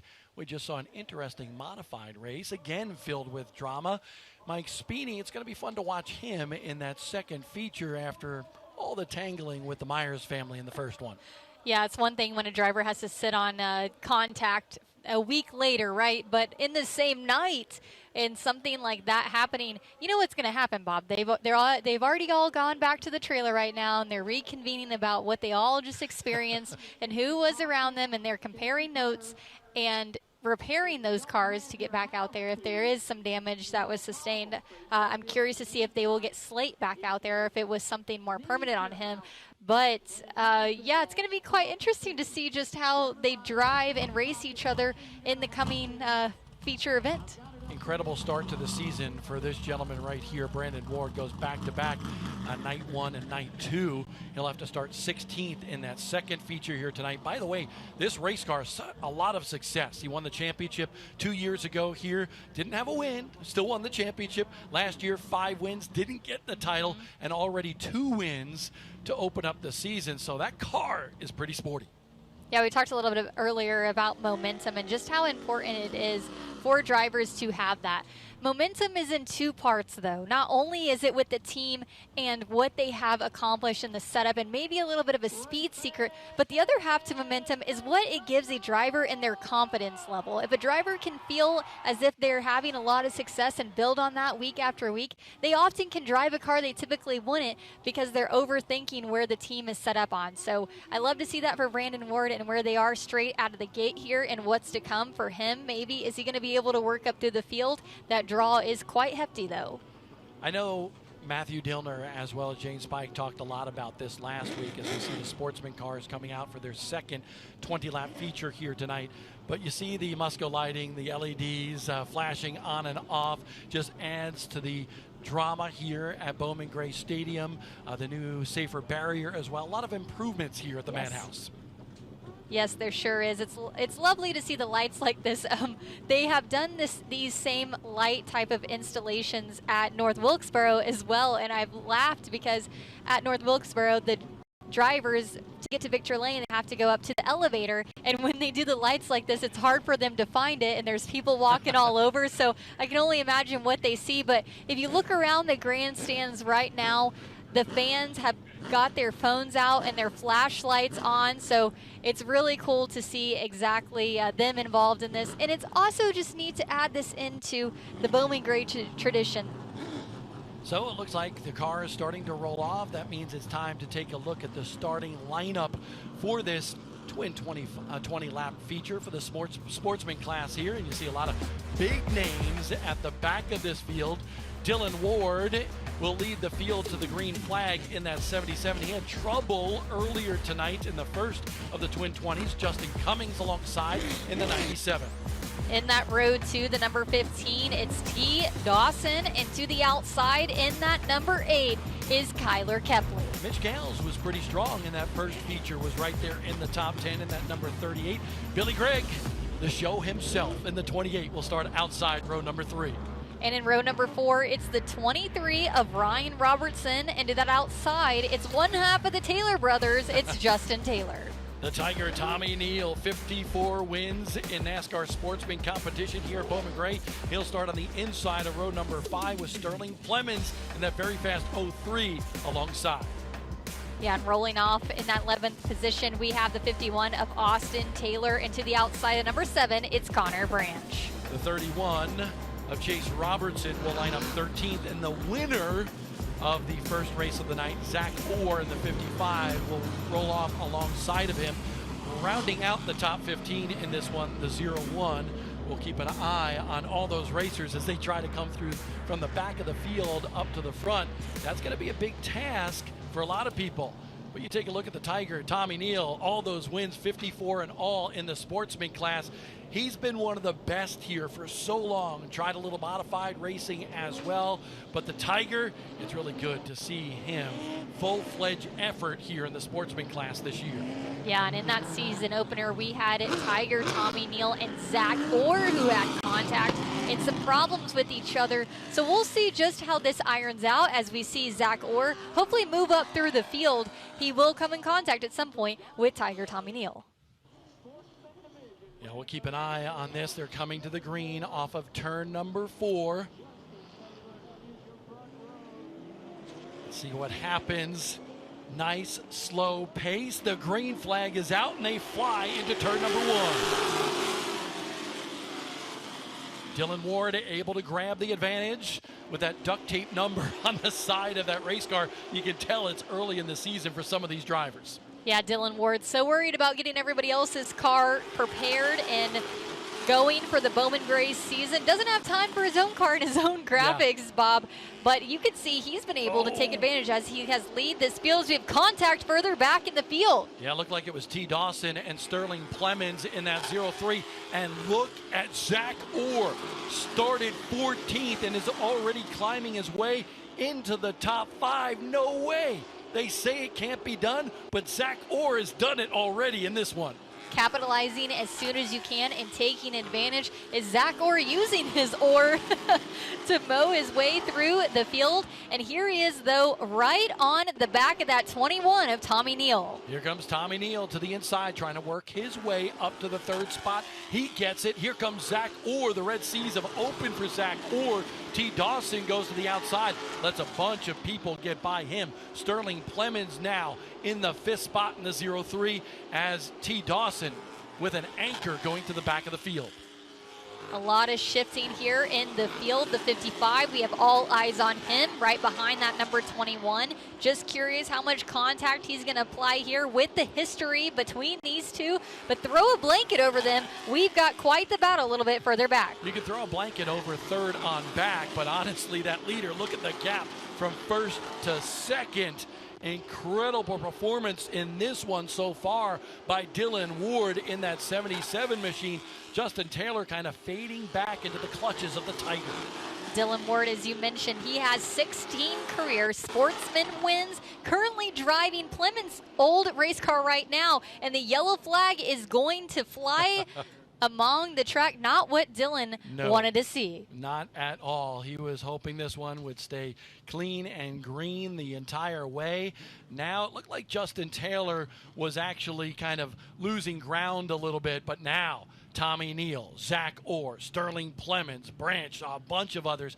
Robertson hasn't been able to make his way through the field as much as Zach Orr has. Remember, they started in row number 7, and right now, Zach Orr is up to the 4th spot, and Chase Robertson just outside the top 5. Looks like we're going to park the field on the backstretch here just a little bit to get them sorted. In that number 12 of Justin Taylor, I talked a little bit about earlier how I got to know them, but he told me a really interesting story about him and why Kyle Busch was one of his favorite drivers for the longest time. And he said, somehow I inherited this late model body from Kyle Busch and conversations with people, and he helped me early on in my career when my family needed it the most. And so I've always been a Kyle Busch fan, but he also said he does like Larson as well. Oh, good story, and I appreciate you. I saw you digging down there in the pit area earlier today here at Bowman Gray Stadium. Coming back to the restart here, Dylan Ward.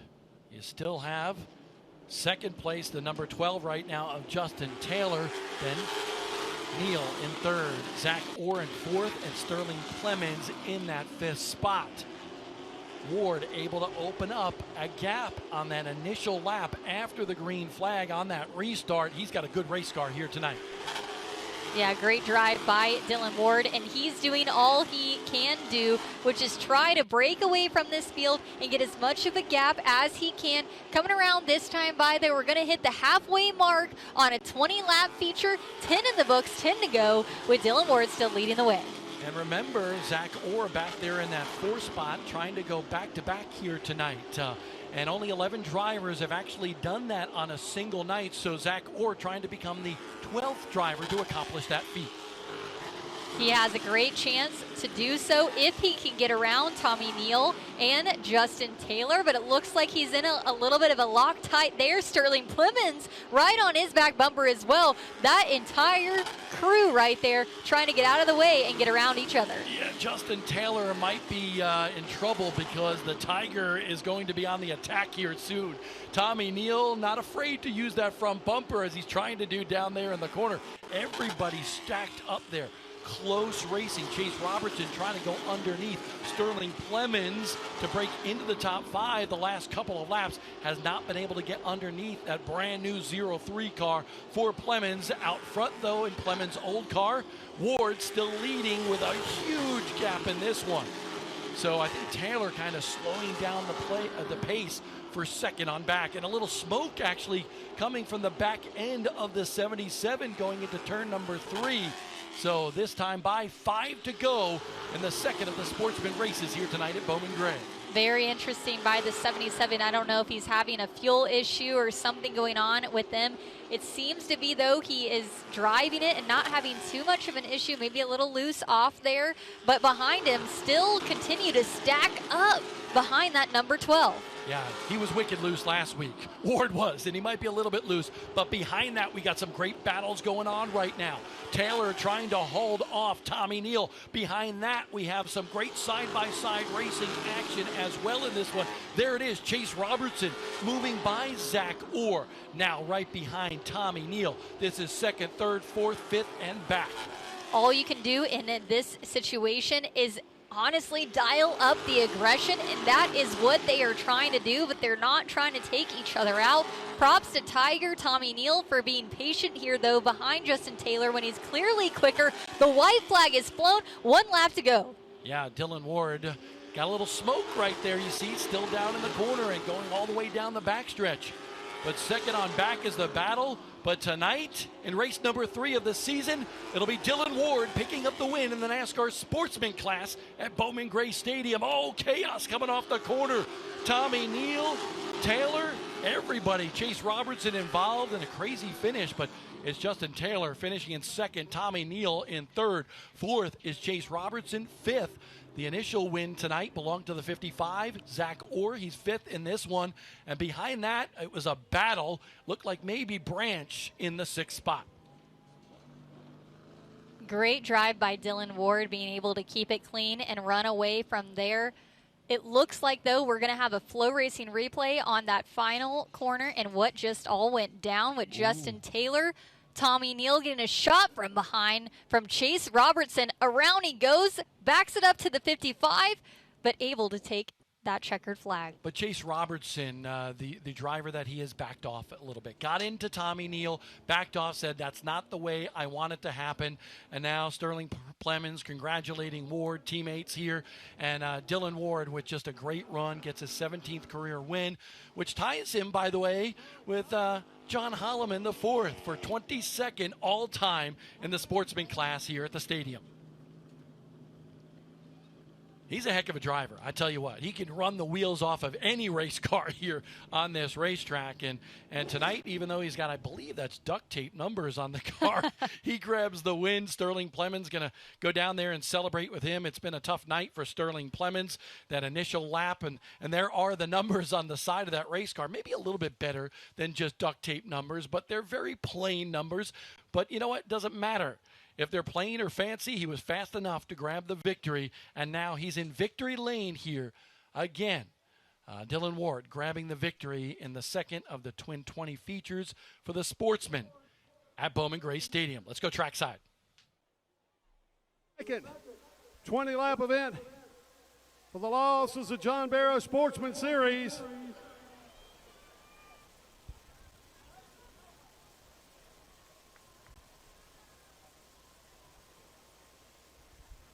Dylan Ward, ladies and gentlemen.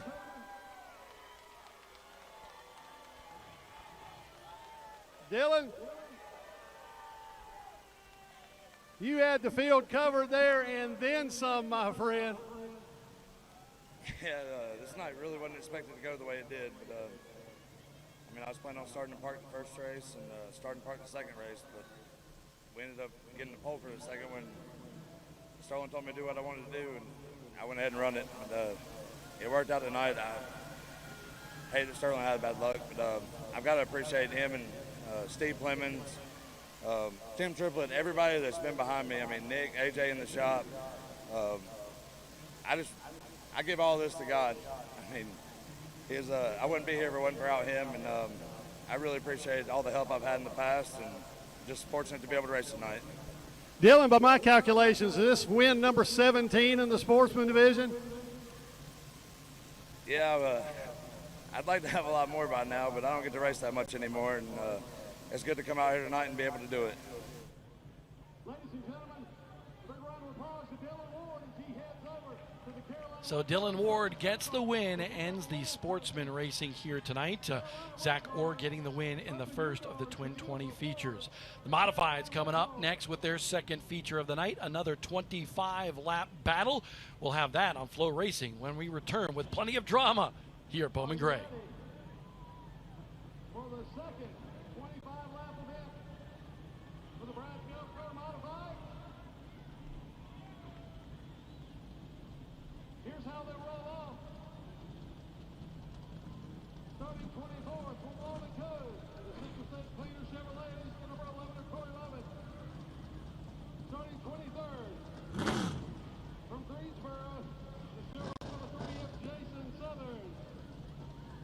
Starting 22nd, the Bryson Brothers Aerial Solutions Chevrolet from Kernersville, the number 6 of Slate Myers.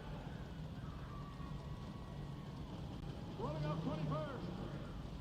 In a Chevy, the number 88 of Johnny Mordock. Rolling up 20th, the Great Butcher Trucking Chevrolet from Louisville, the number 35 of Brandon Butler. Starting 19th, the Brad Golf Car Chevrolet from Jonesville, the number 77 of Susan Harwell. Starting 18th, the number 19, Brockmore Preston Chevrolet, tonight by Gerald Robinson Jr. Starting 17th, Surrey Chemical Chevrolet from Mount Airy, the number 99 of William E. Crab Smith. Starting 16th, he was the winner, the first 25-lapper in the Suzuki Q104 for Winston-Salem, the 04 of Brandon Ward.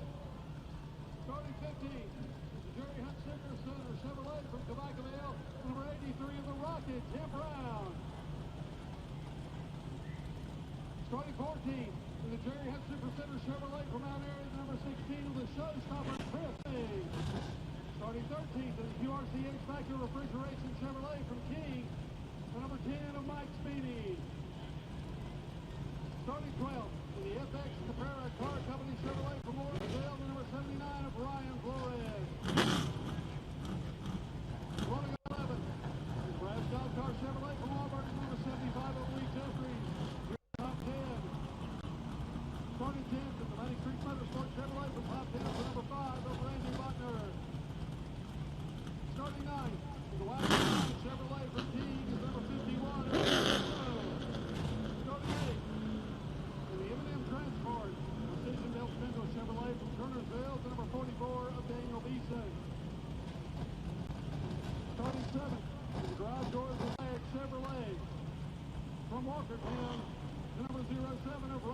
This is what you have all wanted to see. What happens after the drama of the first Twin 25 here tonight for the NASCAR Modifieds at Bowman Gray Stadium. Mike Spini might be looking out his front windshield, might be looking out his rear view mirror, watching for where that Myers family is, because it looked like he might have had contact with each and every one of them, and there's 3 total of the Myers family in this second feature of the night for the Modifieds here at the stadium. You see that white car with the Suzuki on the side, Brandon Ward. He won the first race of the night, and now by virtue of the Madhouse Scramble, a 16 was selected. Brandon Ward will start 16th. Tell you what, let's take a look at the starting lineup, and we'll try to breeze through this one for you here tonight with the NASCAR Modifieds at Bowman Gray Stadium. On the point for this one, a 41-time winner here at the stadium, Jason Myers, who's had 2 bad breaks in the first 2 races of the year. Kyle Southern in the number 9 alongside of him. Starting that row number 2, it's the number 1 of Burt Myers, and to his outside, it's the 00 of Danny Probst. Ethan Truel, second-generation race car driver in the number 64, will start 5th, and Jordan Fleming out of Mount Airy, North Carolina in the 13 is 6th. In that row, number 4, the real deal, Riley Neal, 07. And to his outside, the 44 of Daniel Beeson. Junior Snow, the 51 in 9th, the 10 of Randy Butner. And who is that out of the race car? Junior Snow, possibly? As we go through this starting grid, we're watching some interesting things happen here. Junior Snow has 2 cars. Apparently, the 51, as you looked at the rest of your starting lineup, has stopped on the racetrack. And now Junior Snow going over to his teammate here, and looks like he's going to climb in Gerald Robinson's car. Wow. I've never seen this before. Hey, that's why you bring a lot of these teams. That's why they bring. Randy Butner was telling me that today. I bring 2 cars, not only for Brandon to run, but also, you know, just in case something happens after the first feature and I need it for the second feature. Same can be said right here for Junior Snow. His car is stopped on the front stretch, and I will tell you that. And right now, Robinson is actually climbing behind the wheel of Junior Snow's machine. So I'm not sure exactly what's going on here. You never know what you're going to see at Bowman Gray. I have so many questions. I have so many questions. So I would assume by this nature that there is an issue with the 51 car, and Junior Snow's getting now in the 19, but to that, would he get the position of rolling off in the 5th row in a different vehicle? I'm not sure. We'll find out. We'll just leave it that. Yes. Back to the lineup of all of this, as we're unsure what may happen between these 2 pink and black cars that we have. We mentioned the top 4 rows. Let's go back to row number 5. That's where it looks like maybe Gerald Robinson will start in the 51 now. Good job by our graphics artist here to get that starting grid change. Randy Butner, who's won a bunch of these Twin 25s in the number 5 car, will start 10th. And in that row, number 6, the number 75 of Lee Jeffries. And to the outside, the 79 of Ryan Skip Flores. We go a little bit further through the field, starting 13th here tonight. Mike Spini, the guarded one. Let's just call him that. He's going to be looking every which way around his race car. For the Myers family, he'll start 13th. 14th will be the 16 of Chris Fleming. And in that row 8, it's the Rocket, the 83 of Tim Brown. And to his outside, the 04, it's Brandon Ward. Crab Smith. Sounds like he should be from like Delaware or something. In the number 99 car, will start on the inside of row number 9. And Junior Snow now, we believe, in the 19, will start back there on the outside of row number 9. To be determined, but in that row, number 10, the number 77 of Susan Harwell, and the 35 of Brandon Butner. So Johnny Murdoch, Slate Myers, Jason Southern, and Corey Levette. They're the next cars in the starting lineup. Looks to be that they are going to push that 51 car to the pits. So is it a terminal issue further down? Let's take a look at this. Watch this. There was contact between Speeney, and then there you see Slate Myers going to the wall off the front bumper or tire of the 10 car. Then Speeney gets into Dad, Burt Myers. Myers goes around, and then later on, Jason Myers spins, and you'll see it the right side of your screen over here as we come into the corner. And that's a checkered flag, actually, but Jason Myers and Speeney might have had some contact as well during the race. Green flag is out. Jason Myers goes down to turn number 1, but that'll be called off. It's almost like deja vu, Bob. Yes, exactly. That's the same thing that happened in the first lap. Deja vu all over again. Yogi Berra saying, I know my brother Matthew loves that. So, second time, see we get a little bit better. It's Jason Myers on the point, leading the field to the green flag with Kyle Southern alongside as they race into 1. Jason Myers going to be able to get the top spot. Burt Myers is there as well, so Kyle Southern in a Myers family sandwich right now on the opening lap. Great restart right there by the 4 of Jason Myers, followed by Kyle Southern. And further back, they are just single file with the 2x2 starting about that 7th position on back. We'll keep it a little bit wide here for you to see the top 5. Want to note, as we go back a little bit further, 2 veterans going at it. There's Lee Jeffries in the number 75 car, Randy Butner alongside of him. And Butner, the tough way around the racetrack right now. Speeney underneath him as Butner losing some spots. By the way, Junior Snow had to start at the rear of the field because he changed race cars. Looking at the bigger picture, though, sometimes that's what you have to do. The number 77 of Susan Harwell has exited the speedway, but we're back to seeing exactly all the contact that's happening a little bit further back in the field. You'll see Tim Brown, that 83, who is buried, and Chris Fleming now trying to work their way up through the field. Just had a change of position inside the top 5. Moving up to 4th is 17-year-old Riley Neal.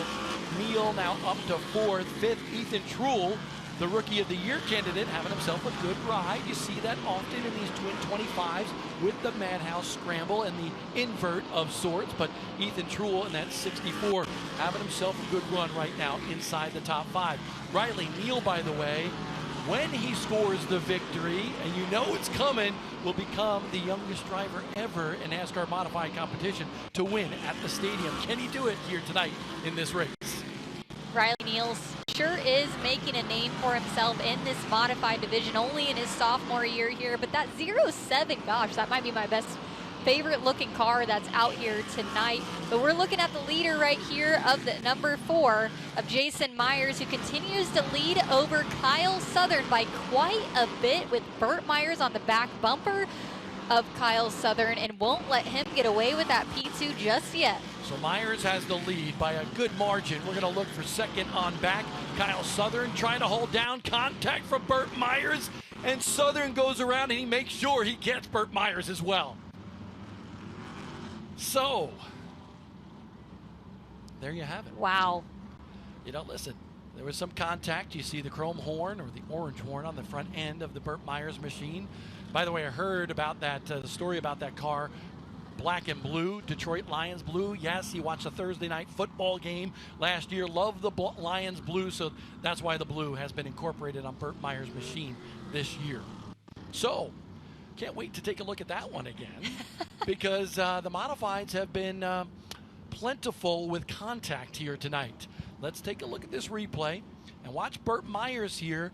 Hard to tell whether Kyle Southern came down the racetrack. Might have just ever so slightly, but slowed up. Maybe that car a little bit tight, and that what happened was Burt Myers got into him. He started to go around, tried to save it, and actually got into Burt Myers, who made the initial contact. Interesting turn of events there, and the way that he kind of came down into the corner. He was almost half a car length lower than he had been entering in before.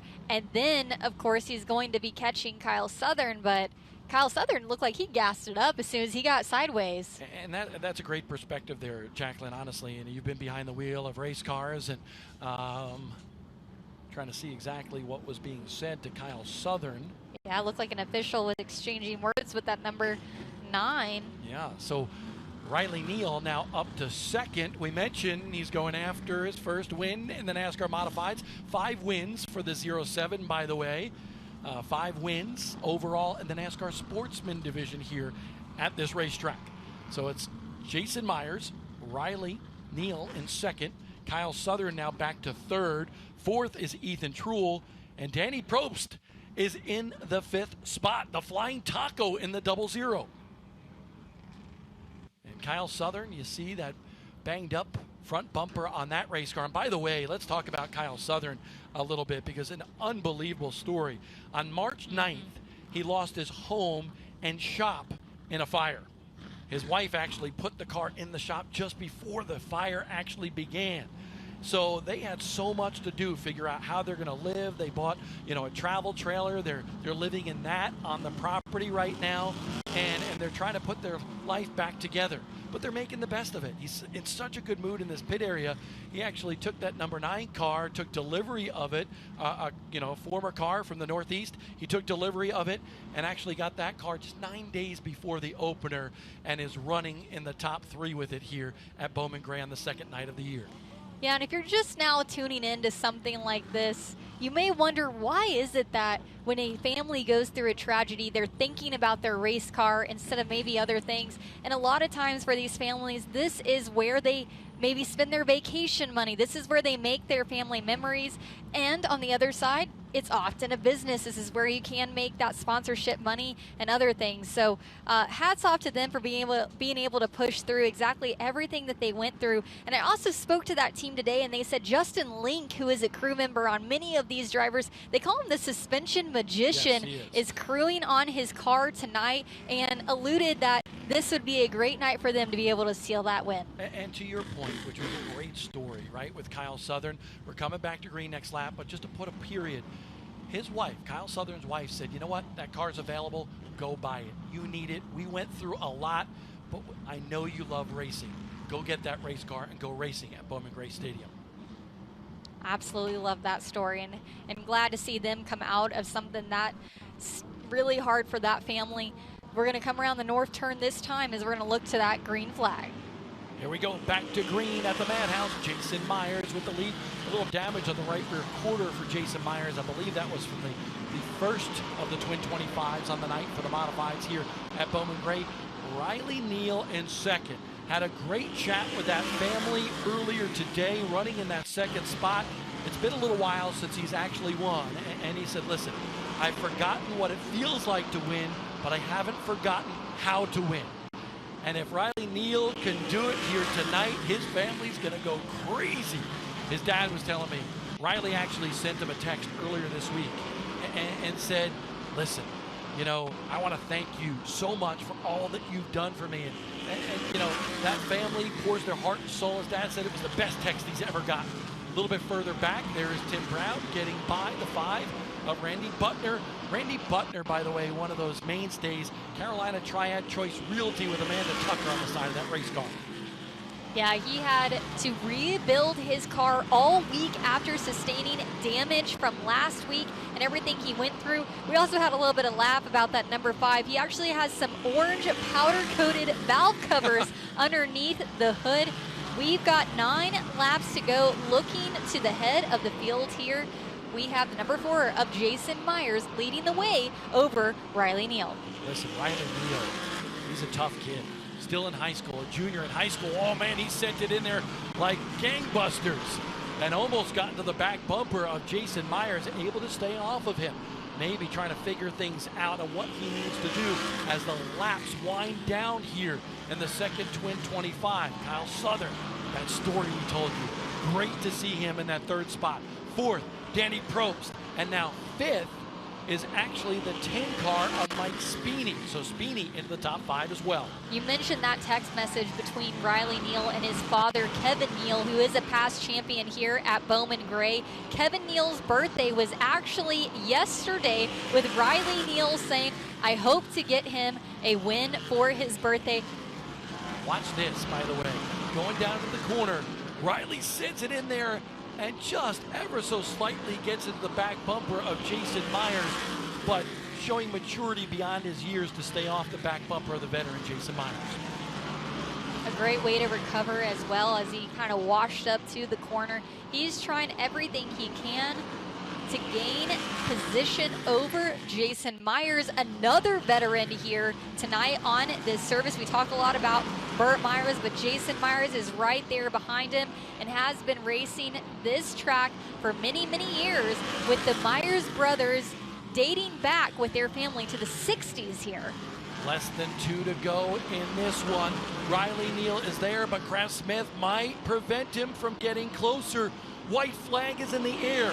Jason Myers, the working man, trying to grab his first win of the year. Contact between Neal and Myers. Neal backs off and allows Myers to gather control. Another shot from Riley Neal. Jason Myers trying to hold on to it for the 41st time. 42nd time he wins at the stadium.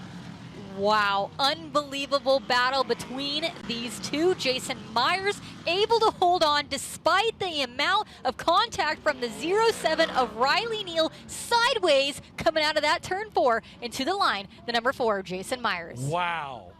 That was great car control by both of those race car drivers. You can't blame Riley Neal for banging the back bumper. And here it is, down in the corner, Kraft Smith. He's trying to get to him right there. Final lap in this one, and Riley Neal did all he could. Hits the inside berm there. They get into it off of turn number 2. And then he lets Jason Myers go to say, I got one more shot. Let me get into him, knocks him sideways, and great car control by Jason Myers. Incredible. Jason Myers scores the 234th career win for the Myers family here at the Madhouse. Unbelievable performance, and how about it for that sophomore driver, Riley Neal, looking for his first win, but still able to perform in a veteran, respectable way. He didn't want to get it with putting Jason Myers in a bad position. He raced him hard but fair, but Jason Myers still prevailing tonight and burning it down here in Winston-Salem. Absolutely. Jason Myers, the working man, gets the victory, his first of the season, and it comes at a perfect time for Jason Myers. Trouble in the Hayes Jewelers 200, trouble in the first feature tonight, and now redeems himself after that bad luck to grab his 42nd win at the Madhouse. So used to for a while, calling him a 41-time winner, now 42 for sure. Of course, Jason has been a competitor on the Smart Modified Tour for many years as well, pulling off of that tour this year to actually concentrate here at the Madhouse. He celebrates. We go trackside. Jason, let's come around here to our folks with Flow Racing. Want to see you up there. Jason, I was about to put out a missing driver report on you. It's been since August 12th of 2023 that you visited Victory Lane. Wow. It was Fabin in the first race, but you had them covered in the second one. It's got to feel good, buddy. Yeah, you finish bad enough here long enough, you'll get a second race win one day or the other. I tell you, I mean, we had a good race car tonight, but not near good. We got some homework to do. We had a good run last week going and had a little fuel pump issue and thought we were going to be good this week. The switching of the fresh tires really threw us for a loop and the car didn't like it. But hey, I'll tell you what. I'm trying to look at my decals and my car's tore all to pieces. I can't see what I got. KW Locksmith. Look, Advantage Machine Service. You see this right here? That's my man right there. I gotta thank my dad.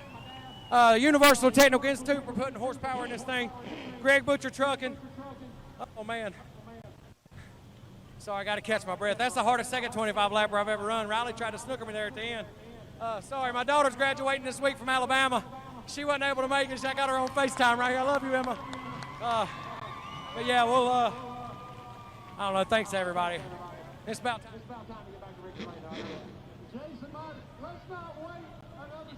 How about that? Big congratulations not only for Jason Myers, but his daughter Emma as well, graduating down in Alabama. Roll Tide, baby. That car banged up, battered, and bruised, and there's the hug by Dad Gary here for Jason Myers, carrying on the tradition of the 4-car at Bowman Gray Stadium for so many years. Mom down there as well. It's a family celebration for the Myers here at Bowman Gray Stadium. We still got more racing when we return to Flow Racing.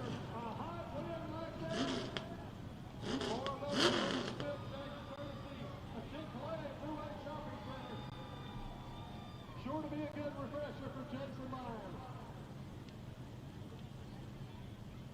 Next up, it's 20 laps for the QRC HVAC and Refrigeration Street Stock Series. 20 competitors. They drew for their starting position. Starting 20th and shotgun on the field. From Winston-Salem is the car number 9 of Brandon Brown. Rolling off 19th from Lexington is the car number 72 of Brian Robertson. Starting 18th from Winston-Salem is the number 4 of Lee Lewis. Starting 17th from Knoxville, the car number 13 of the K-Train, Kevin Gilbert. Rolling off 16th from Winston-Salem, number 16 is Brad Lewis. Starting 15th from Trinity, the defending champion of the QRC HVAC and Refrigeration Street Stock Series, the number 1 of Christian Joyce. Starting 14th, Adam Clemens. He was the winner of last Saturday night's 20-lap event. The car number 24 of Austin Jones. Starting 13th from Thomasville is the number 33 of DJ Dean. Starting out 12th, we talked to the pre-race from Clemens, the number 30 of Zach Coger. Running off 11th from Hallberg is the 00 of Donnie Martin. Starting 10th from Logaf, the number 88 of Brian Shute. Starting 9th from Lexington is the car number 8 of Kyler Staley. Starting 8th from Winston-Salem is the number 99 of Brian Sykes Jr. Starting 7th. And when you come to Bowman Gray Stadium, Winston-Salem, for that May 10th race, you got to get over to the Advance Auto Parts here, just around the block from here. On May 8th, they're going to have giveaways, autographs, raffles, and more. The NASCAR Advance Auto Parts Weekly Series every week here at Bowman Gray Stadium, but that's your chance to go over and get some autographs and more with the stars from the Madhouse. Starting 4th from Winston-Salem is the number 10 of Craig Hartless. So with that happening in just a couple of weeks, that's going to be fun. And always, listen, I remember when I was a kid, when they had, mall shows or whatever, you always wanted to go see and get an autograph with your favorite driver. That's a great opportunity with Advance Auto Parts. Let's take a look at the starting lineup for the street stocks here tonight at Bowman Gray Stadium for race number 2 on the year. The number 23 of Jordan Atkins. He actually is from Kernersville, North Carolina. He'll start on the point. By the way, Nate Kirk there in the 80 going to the rear of the field, so he will not start on the outside of the front row. Rolling off in that row, number 2 from Winston-Salem is the 35 of Andy Avery. And to the outside, also from Winston-Salem, the number 10 of Craig Hartless. Scheduled to start 5th, the 19 of TJ Whaley out of Germantown, North Carolina. And then how about this, a fan favorite in the 09, his son Braden's car, Zach Staley out of Lexington, North Carolina. And in row number 4 from Lexington, North Carolina as well, we have the number 17 of Andy Southern. And to that outside, from Winston-Salem, the number 99, it's Brian Sykes Jr. Former stadium stock winner in the number 8, Kyler Staley, will start in 9th. 10th will be Brian Schupp in the Low Gap, North Carolina driver, number 88 machine. Rolling off 11 from Wahlberg, North Carolina, is the 00 of Donnie Martin. And to that outside from Clemens, North Carolina, it's the number 30 of Zachary Koger. Starting 13th, could be lucky, number 33 for DJ Dean out of Thompsonville, North Carolina. One stadium stock win to his credit. On the outside of row number 7, it's the 24 of Austin Jones. Sparky is what they like to call him. And starting in the 15th position from Trinity, North Carolina, it's the number 1 of Christian Joyce. And to that outside from Winston-Salem in the right choice Plumbing, number 16, it's Brad Lewis. 17th will be the 13 of K-Train, Kevin Gilbert out of Moxville, North Carolina. And then Emily Lewis, who rides Sully on the side of her race car out of Winston-Salem, North Carolina, will start 18th in the number 4. Rolling off 19th from Lexington, we have the 72 of Brian Robertson. And rounding out the field tonight in the 20th position from Winston-Salem, it's the number 9 of Brandon Brown. So Kyler Staley, not under fire just yet. We'll see if he's okay. Might have to have a little push start to that number 8 machine. You gotta love the Staley cars this year with the purple and yellow. Kind of almost reminds me of the old camel car for Jimmy Spencer, right? And they got all sorts of stickers, and I don't even know how they can see out the back window of that car to see who's behind them, honestly. But maybe that's why Zach Staley couldn't see who was coming last week. We won't get into that. So just some drama last week in this division as well. And here's what I love with the fans. A lot of them have the phones out right now, have the lights on, and waving to their favorite drivers here from the street stock division, which puts on such a great show at Bowman Gray each week. Absolutely. There's so many personalities in this division, which makes it a lot of fun to watch, and even more fun for kids to go up and get to know these drivers and see how they're going to do week in and week out. I want to talk about that front row field, though. Really could be anyone's game tonight, and who will we see that's going to take the win and overall going to show out tonight with Austin Jones rolling off the winner from last week in that 14th position. Not too many laps tonight, only 20 laps in this feature event. It could be anyone's game. And by the way, just as a reminder, and I know everybody here loves the chain races, but we really love these races. This is what I come for. The chain races are just a bonus. A lack of competitors tonight, so we will not have any chain races here tonight at Bowman Gray Stadium. But we're one to go until we go green at Bowman Gray Stadium with the street stocks. Jacqueline, this has been maybe run a street stock. You know, I'll tell you, if there's a division that I don't want to run, it might be the street stock division. They can be pretty ruthless. Yeah, I mean, I give it to them. They don't let anybody have any slack here, so I'll have to sit out this division. But side by side we come as the green flag is going to fly. Green flag is out for the street stocks here, bumping and banging, going down into turn number 1. And it looks like TJ Whaley did not get up to speed going into that first corner. Slow on the racetrack, and another car spinning going down the back stretch as well. I believe that was Jordan Atkins spinning to the infield there. So a lot going on in this one. And remember, Jordan Atkins led the field to the green flag. We got cars all over the place in this one, and that will cause the yellow flag to come out in the opening lap of this race. My, oh my. I don't even know where to start with that. We kind of had cars going all over the place. Jordan Atkins rejoined the field here, but she did so while we were still under green, so I'm not sure where they or what they're going to do with the position they're going to give her, but unfortunately, though, is not going to be up at the front of this field. With that being said, the number 10 of Craig Hartless is now your leader, followed by that 09, which is very hard to see, that very tiny 0 of Zach Staley. Yes, and by the way, Brian Shoup actually spun to the infield as well. So 3 cars on the opening laps of this race getting into some trouble. So a lot going on. 1 to go until we go green again. Zach Staley, man, he getting into the back bumper of the 10 a couple of times. Interesting.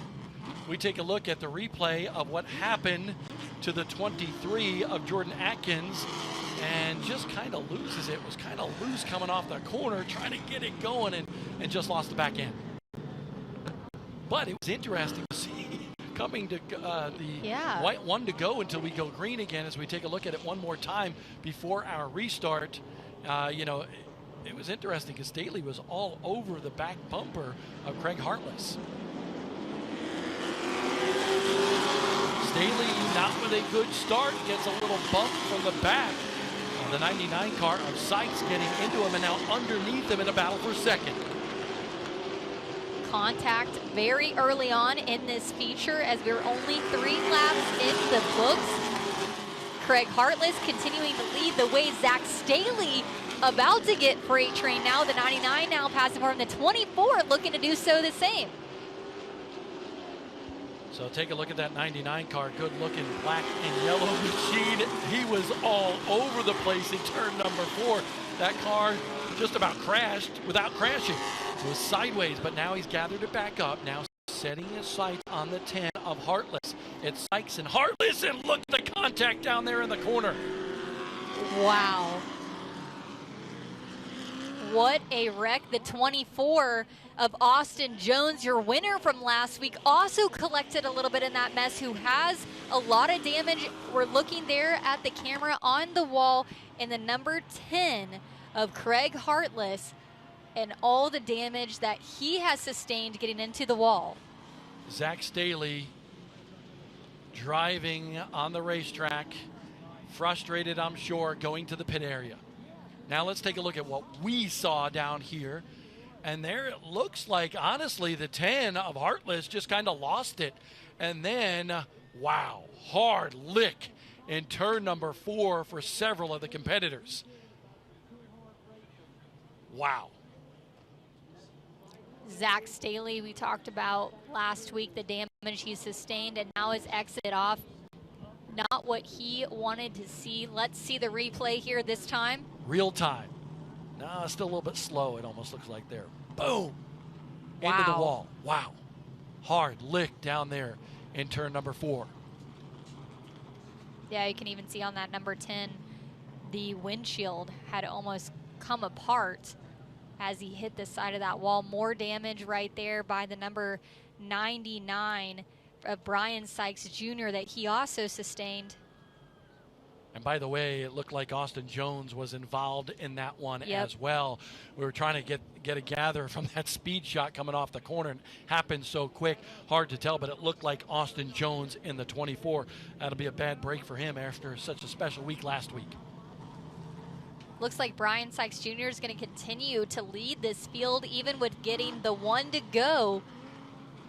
And he's got some damage on the right side of that race car. You can see that door kind of banged up, battered, and bruised right there, but as long as it stays on, he'll be A-OK. Coming back to the green, this time by Sykes. Had a very good race car. We'll see if he can continue to lead this one. We're still early in this one for the street stocks. Brad Lewis behind him. We get the green flag again. We're going to keep our eyes peeled, honestly, about 3rd on back. That's where the battles begin, because it looks like Sykes has got a pretty good advantage over Brad Lewis. Andy Southern back in that 3rd spot. And then Kyler Staley in 4th. Kind of unbelievable that the 99 was able to take off like that with all the damage, and the 16s trying to close the gap on the leader. And as you can see, 3rd on back, going to be a little bit closed gap, bumper to bumper, as they try to get around that number 17 of Andy Southern. Yeah, 00 of Donnie Martin rides in the 5th spot, but Christian Joyce, who was a champion last year, actually the last 2 years here in the street stock class, is right outside the top 5 and trying to get on the inside of Donnie the Moose Martin in that 00. All out front, Brian Sykes Jr. Good lead over the 16 of Brad Lewis. Having himself a good run. Those battles, though, are for 3rd on back, Jacqueline. Southern trying to hold off the line behind him. The number 8 up on the side of him. He's going to get a little bit of airtime. We have cars flying down in the infield left and right. They're going to keep it going. Looks like Donnie Martin spun to the infield, so he was in the top 5, now out of the top 5. We keep going. It's green flag racing conditions here with coming to the line this next time should be 9 laps to go. Kyler Staley says, it's all right, I got a little bit of air time, but I'm going to keep this going. Let's take a look at the replay and what just happened. Check this out from our turn 2 camera going into turn number 3. And there is the number 8 car getting a ride up the left rear quarter panel of Southern. So contact between those two cars between Southern and Staley. And there's Brian Sykes Jr. trying to win for the 3rd time in his career in the street stock division. The damage on the 17 car of Southern, just trying to hold on. Every point matters, every position matters when you're battling for a championship. There is Emily Lewis in the number 4 car.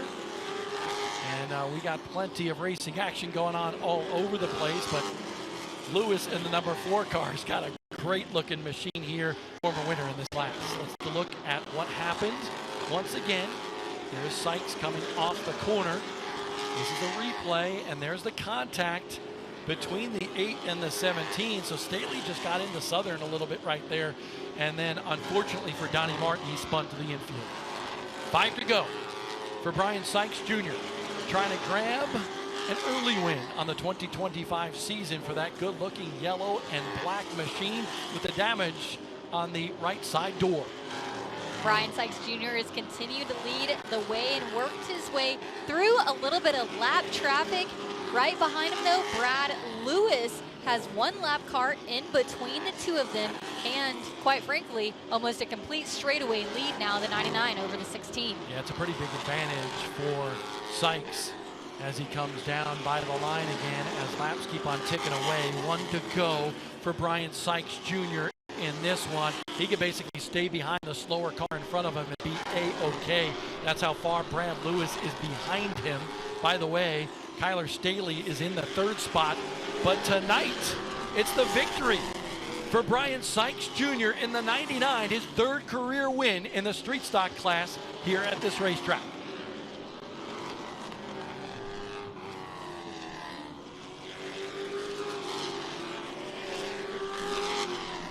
Brian Sykes Jr. taking home the win in that 99. Not without a clean car, though. He finished 3rd place last week in the season opener, and then a winner today. He gets his 3rd career win and the 9th win for the Sykes family overall. Yeah, pretty impressive run here. He was fast even before the melees happened right in front of him. And Brian Sykes Jr. able to grab this win. That's going to mean a lot to him, especially early in the season. And I think, Jacqueline, you hit the nail on the head. A good podium run last week combined with a victory this week. Well on his way to a good championship-style effort early in the season. Got a long way to go, but every race counts. And Brian Sykes has opened up the season very well. We'll take a look at him right here, making his victory lap. That's a great photo right there, and I love that he has the white gloves on and his family his running out, teammates chasing him to the victory lane, wanting to all celebrate together.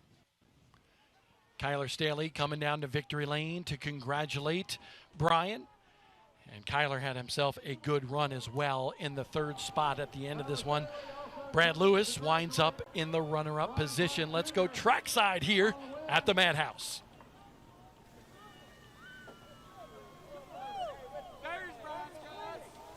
Coming up next, the second 15-lapper for the Q104.1 Stadium Stock Series.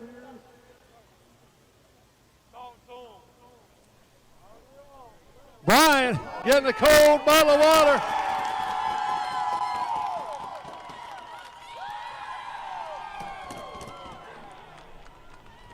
Brian, let's look up here at our friends at Flow Racing. Congratulations on that win. I believe you took the season finale last August. Got to be feeling really great to be back in victory lane tonight. Man, first off, I got to thank God for letting me do what I love to do every day. Billy and Nate Gregg, Nate, my spotter, crew chief, man, I can't thank them enough. This thing's an absolute rocket. Cooper and Sonia and Lowe, I couldn't be here without them. My dad, Brian Sykes, and I got to, of course, thank all these great sponsors. Travis and Zach with Priority One Auto Sales, Premier Metal Buildings, Greg's Old Lexington, Quid Pro Q, RJ Customs, Olympic Restaurant, Sykes Metal Roofing. Whew, I think that's it.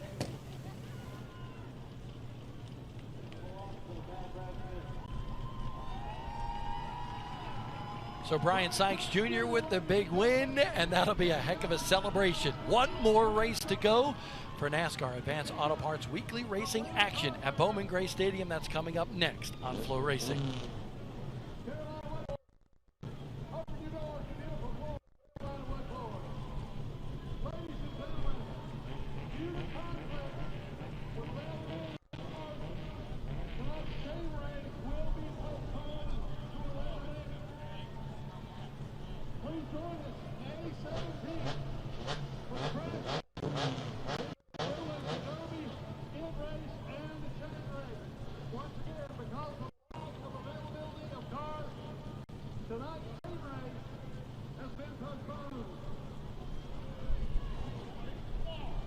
Here's how they line up for the second 15-lap event for the Q104.1 Stadium Stock Series. Starting 15th from Boca Raton, Florida, is Andre Chavez. Starting 14th from Knoxville, the defending champion of the Q104.1 Stadium Stock Series, number 24 of AJ Sanders. Starting 13th from Clemens is the number 10 of J.B. Lineberry. Starting 12th from Germantown is the number 28 of Robert May. Rolling off 11th, the car number 2 of Carson Reed. Starting 10th, the car number 5 of Connor Keaton. Rolling off 9th is the 74 of Matt Alley. Starting 8th, the car number 69. Nice wide up in tonight's souvenir program for the number 69 of Brandon Krantz. Starting 7th from Moxville to number 1 of Grayson Keaton. Starting 6th, the car number 16 is Brad Mikulowski. Starting 5th, number 22 of Peanut Baker. Rolling off 4th from Kernersville, the number 86 of Dakota Miller. Starting 3rd from Moxville, the number 71 of James Allen. And starting on the outside of the front row, for the second time in a row, is the number 11 of Sydney Sanders from Lexington. And starting on the point, from Kernersville, number 95 of Lee Hole.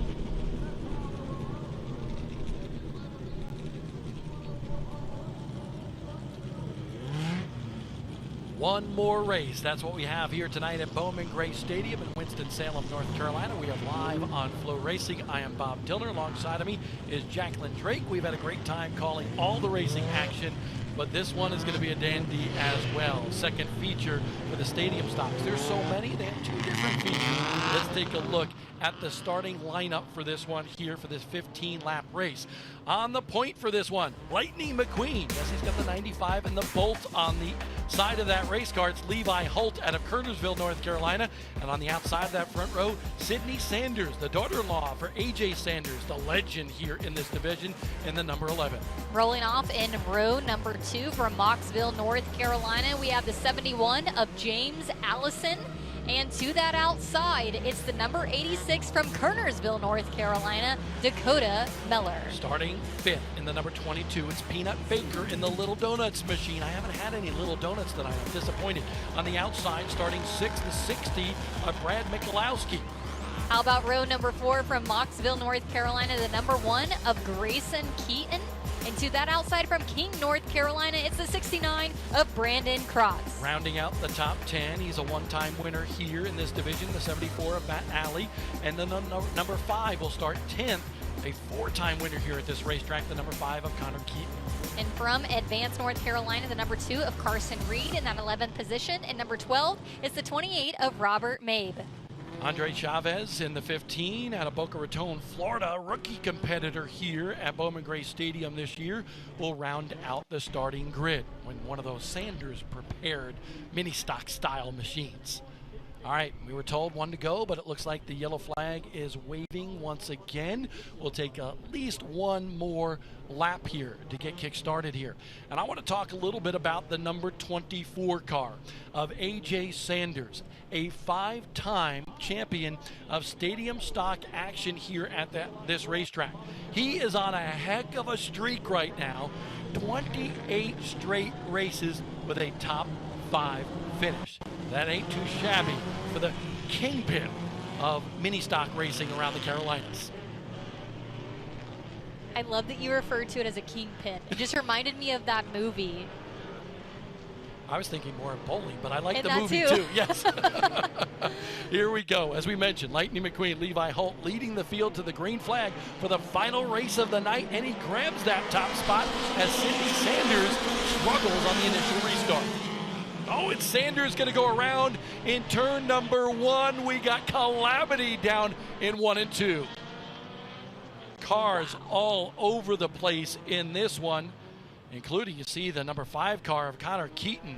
Looked like a dirt late model, right? He is actually up on the hood of A.J. Sanders. That streak might be coming to an end here tonight at 28 straight races with a top 5 run.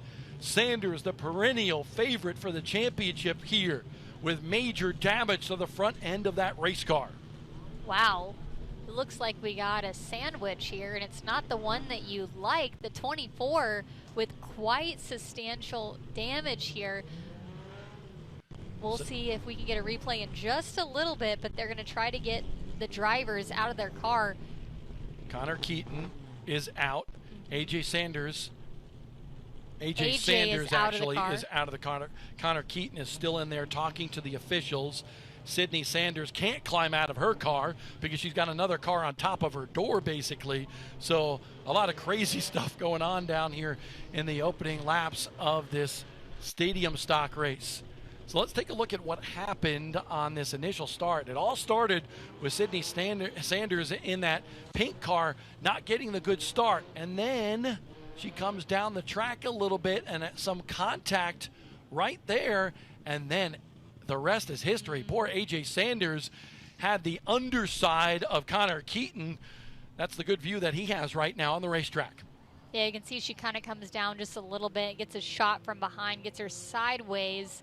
And she was a little bit off the race pace there, so I think it just made everyone pile up, and now we have this situation. And it looked like Peanut Baker was involved in there in that Yep. black 22 car as well. So while they clean this up, let's take a break. We're not going to miss any of the racing action and some, conversation right now with A.J. Sanders and some of the other drivers out there trying to sort out what happened in turn number 1, the final race of the night at Bowman Gray Stadium. We'll be right back.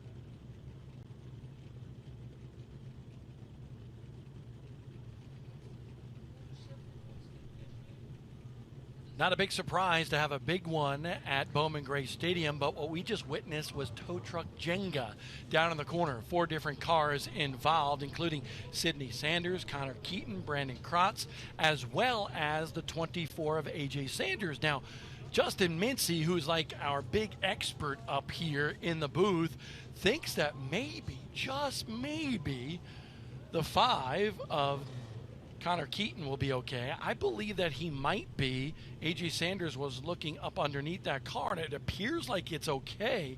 But the question is, and Justin, Jacqueline, thinks that A.J. Sanders might be able to continue. We take a look at it here. Let's watch the damage. It started with Sidney Sanders getting sideways, and then everybody gets collected down there in the corner. So a big melee down there. Peanut Baker making contact down there in the corner with Sidney Sanders, and the rest was history. A.J. Sanders is getting pushed right now, by the way, from our vantage point. But here you see the craziness go on, and Sanders just drove right up underneath of the 5 of Connor Keaton. Woo! Tough break. My concern would be that there was some fluid that they were putting, kitty litter down on, and I don't know if that came from the radiator of the 24 or something else, because he was like a ramp. Like the car just ramped over him. they're pushing him off right now. And maybe it's repairable to send him back out, but it was hard to tell from AJ's face which direction that was going to go. And you'll see a roll of duct tape was used to fix the nose of that car. How many times in your racing career did your dad have to use that 200-mile-per-hour duct tape? Oh yeah, the duct tape always comes in handy, especially when you got fenders. In late model racing, you've got to have some good duct tape. Well, now in North Carolina, everybody's so fancy, they have the big, the big strips that they'll just stick right on. The Bear Bond type. The Bear Bond type of tape. But this is a good old-fashioned roll that they used on the front of that 11 right there. Glossy too, by the way. Yeah, it's fancy. It's not even matte, Listen, maybe to get out of that fender stuff, maybe you should climb behind the wheel of a modified. I big did. Old Nerf ball. You did? I did drive one. I drove Tim Brown's. Oh, I didn't know that, yes. honestly. Yeah, That's pretty well, cool. Technically it was Jeremy Gersner's, but yeah. Okay. But I did drive it here. I did. I was surprised at how grippy it was. Okay. It's fast here, Yeah. Bowman Gray. Did you break it loose Oh coming yeah, off at turn 4? I spun out. I spun out in turn 3. Hey, yeah. listen, Steve few Park. laps in. You remember Steve Park, NASCAR Cup Series winner? I got behind the wheel of a race car and he watched me race back at Riverhead. And I spun out. I got up to 5th and spun out. He goes, Bob, the only way you know you're going fast enough is to actually spin out, and then you can back up the corner a little bit. Yes. 100%. And they told me, they were like, yeah, take a couple laps to get up to speed. I think I took one, and then I was like, all right, let's lay it down, and you're going to get a little sideways at that point. But you love it. These things are fast and ground pounders. 1 to go now is being shown for this stadium stock division. Are you practicing your Lightning McQueen lines? Like, ka-chow. No? Come on. Levi Holt is in the lead here with you're really showing your dad jokes now. Here we go. You're morphing into Matt closer and closer as the night goes on with the dad puns. I'm sure he's listening too. So I think we got slap happy a little bit, up here. But having a good time. We hope you're having a good time. We're at Bowman Gray Stadium tonight. How can you not have a good time? The only thing that I'm disappointed with this entire night is I've had fun with you in the booth, Jacqueline, but no little donuts. And that's what I'm bummed about. I heard you put an order in. I did. Cinnamon sugar. And was it your job? It was Luke's job. And he didn't come Luke's through. saying it was Justin's job. Somebody was supposed to get the donut orders, and it couldn't have been us. And you were going to have one, right? Oh, yeah. Absolutely. You can't help it. They're small and addictive, and delicious. Yes, and that's just one of the things that you can enjoy. Jacqueline had an icy earlier today, just prior to coming on the air. And a hot dog. I had a little bit of help with the sweet. It was a good time. I like to evaluate the options of the concessions here at Bowman Gray. They have great concession stands, but we also had, some Italian ice out there. We had some snow cones, which I typically go for a snow cone. Corn on the cob I saw they're selling here with that big fluffy guy. Freeze-dried candies. I have visited those and have invested into the Skittles and many other What haven't ventures. you actually tried here? That's the question. I haven't had the nachos here. Okay. I've had the nachos. They're Are not they good? bad. Yeah, they're not bad. Better than the burger, I will say that. Okay. Yeah. But I've had everything else, the chicken tenders and I typically go for a sweet though. Like I have something before I get here to work and then I'm like, all right, I need a little bit of sugar to get before I get on this broadcast and talk about race cars. Hey, listen, especially when you do the broadcast with my brother, Matthew. I mean, he loves Bowman Gray Stadium so much, and he is just so passionate. I love listening to him because he brings that passion, not just the love of racing, but the passion for the people of Bowman Gray Stadium, and that's what really makes him special. He's enjoying a night with the family, and we miss him up here, but at the same time, it's just an honor for me to be up in the booth working with you and Matthew watching and texting me, left and right, about certain things, and texting Justin as well. So, it's neat because he's away from the racetrack, yet he and his son Hudson are watching the racing at the track that they love on Flow Sports. I love it, as you have a son sitting right behind you watching as well. We talked about the family atmosphere, but it's cool when you guys can do it together and it overlaps into sharing the same love of something and getting to be a part of it. Yeah, my other son is at Orange County Speedway, with Blaze. the Cars Tour, Blaze. And Luke Baldwin, by the way, with the big win in the Pro Late Models tonight. The third-generation racer. His granddad, the Tiger Tom, was a legendary modified racer.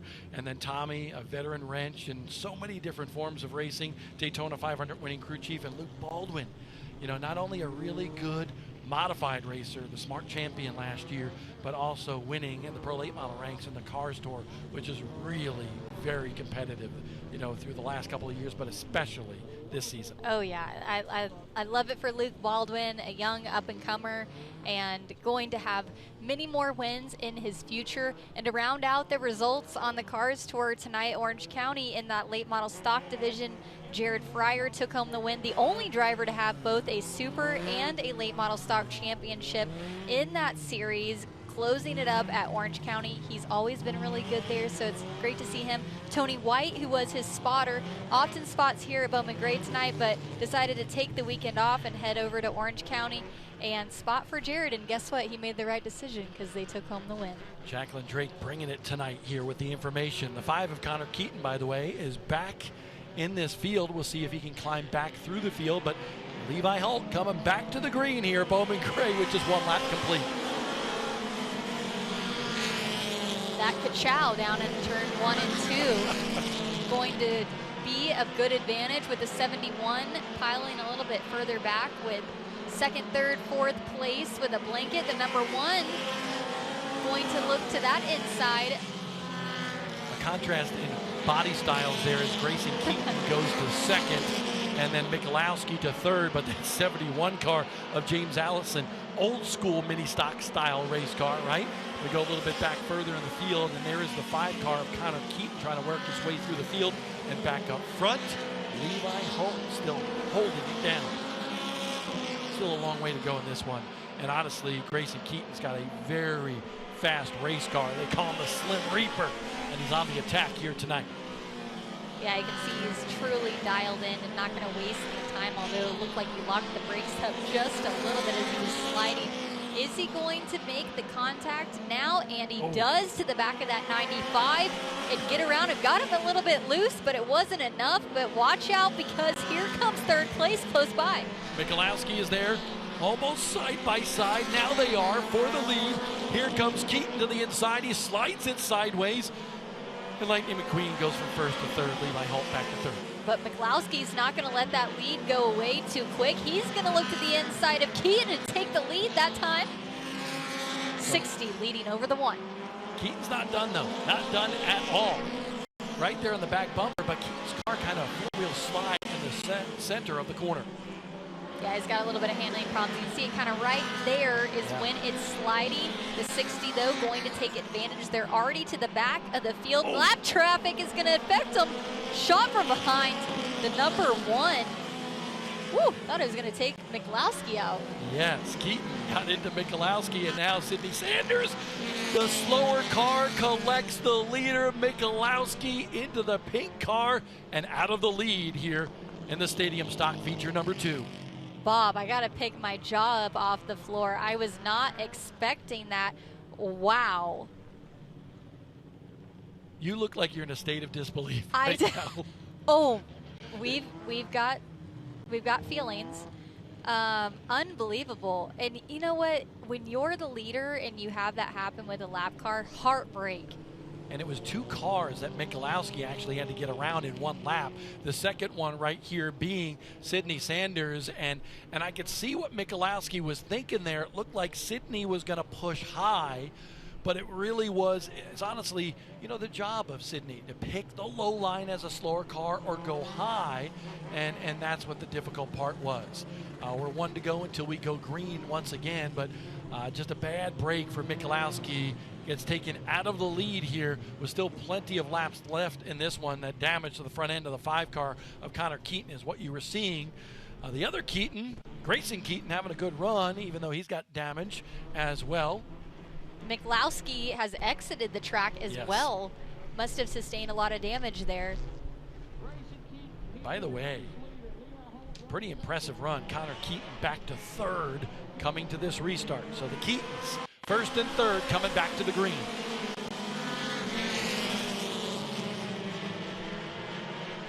Grayson able to take that top spot. Levi Holt is in second.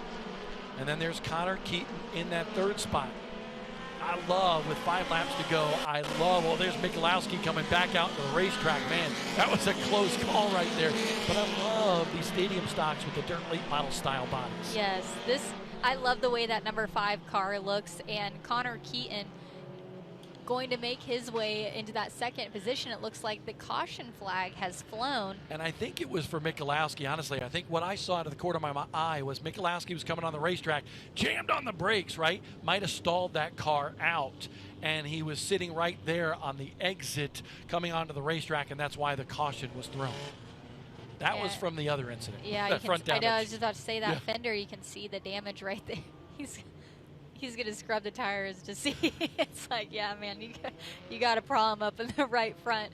As we say all this, though, we are 11 laps in and 4 laps to go with the number 1 of Grayson Keaton leading the way. We have Levi Holt behind him, Lightning McQueen, and the number 5 of Connor Keaton, who's quick, although has the looks of an antenna coming off of the hood of that car. He's fast, though. He got 3rd place last week, sitting in another podium spot this week, even despite the damage and the Jenga situation we had in turns 1 and 2. He has recovered quite well here. Plenty of FUN fun during the second stadium stock race here tonight. And back to green we go. The one of Grayson Keaton leads. Levi Holt in second. 3rd is Connor Keaton in that number 5 car. Back to 4th is the 71 of James Allison. And then the number 2 of Carson Reed, rounding out the top 5 with just a handful of laps to go. Grayson Keaton continuing to lead the charge with Connor Keaton hoping to look to the inside and gain that second position. Looks underneath Levi Holt. Will he complete the pass? And he does. Clean and green now in P2, Keaton and Keaton. But Connor Keaton might need a yellow to have a shot at this one here, because Grayson Keaton, with 1 lap to go, has the lead and about a 10-car length lead here. So those dirt late model looking stadium stocks here running very well at Bowman Gray Stadium. Levi Holt in the 3rd spot. Tonight, it's the Slim Reaper going back to victory lane in the stadium stocks at Bowman Gray Stadium. Grayson Keaton out of Mocksville, North Carolina, celebrating his victory, the 14th of his career here at the stadium. Grayson Keaton sure had things go his way tonight with Brad Michalowski falling out. It was no feat for him to continue to lead the charge over this field for the Stadium Stock Division second feature race of tonight. And from what I saw, it looked like Levi Holt winds up in the 3rd spot. We mentioned Connor Keaton in that 2nd spot. James Allison in 4th. Hard to tell after that, after everybody scrambles on the back. But Grayson Keaton, we mentioned his 14th career win, which surpasses his dad Jason for 11th in the Stadium Stock Series. That's courtesy of Justin Mincy.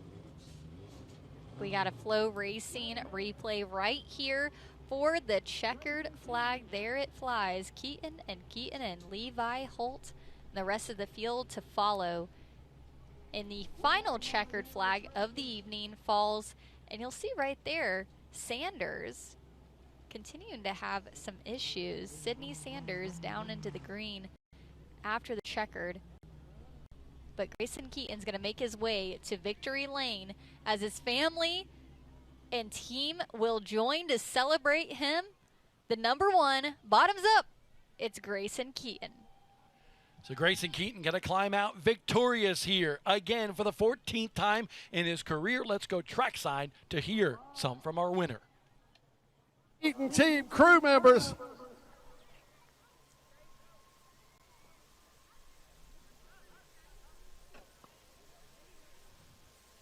The Slim Reaper getting unbuckled.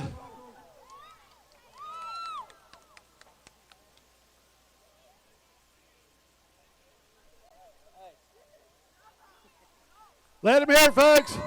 Grayson Keaton.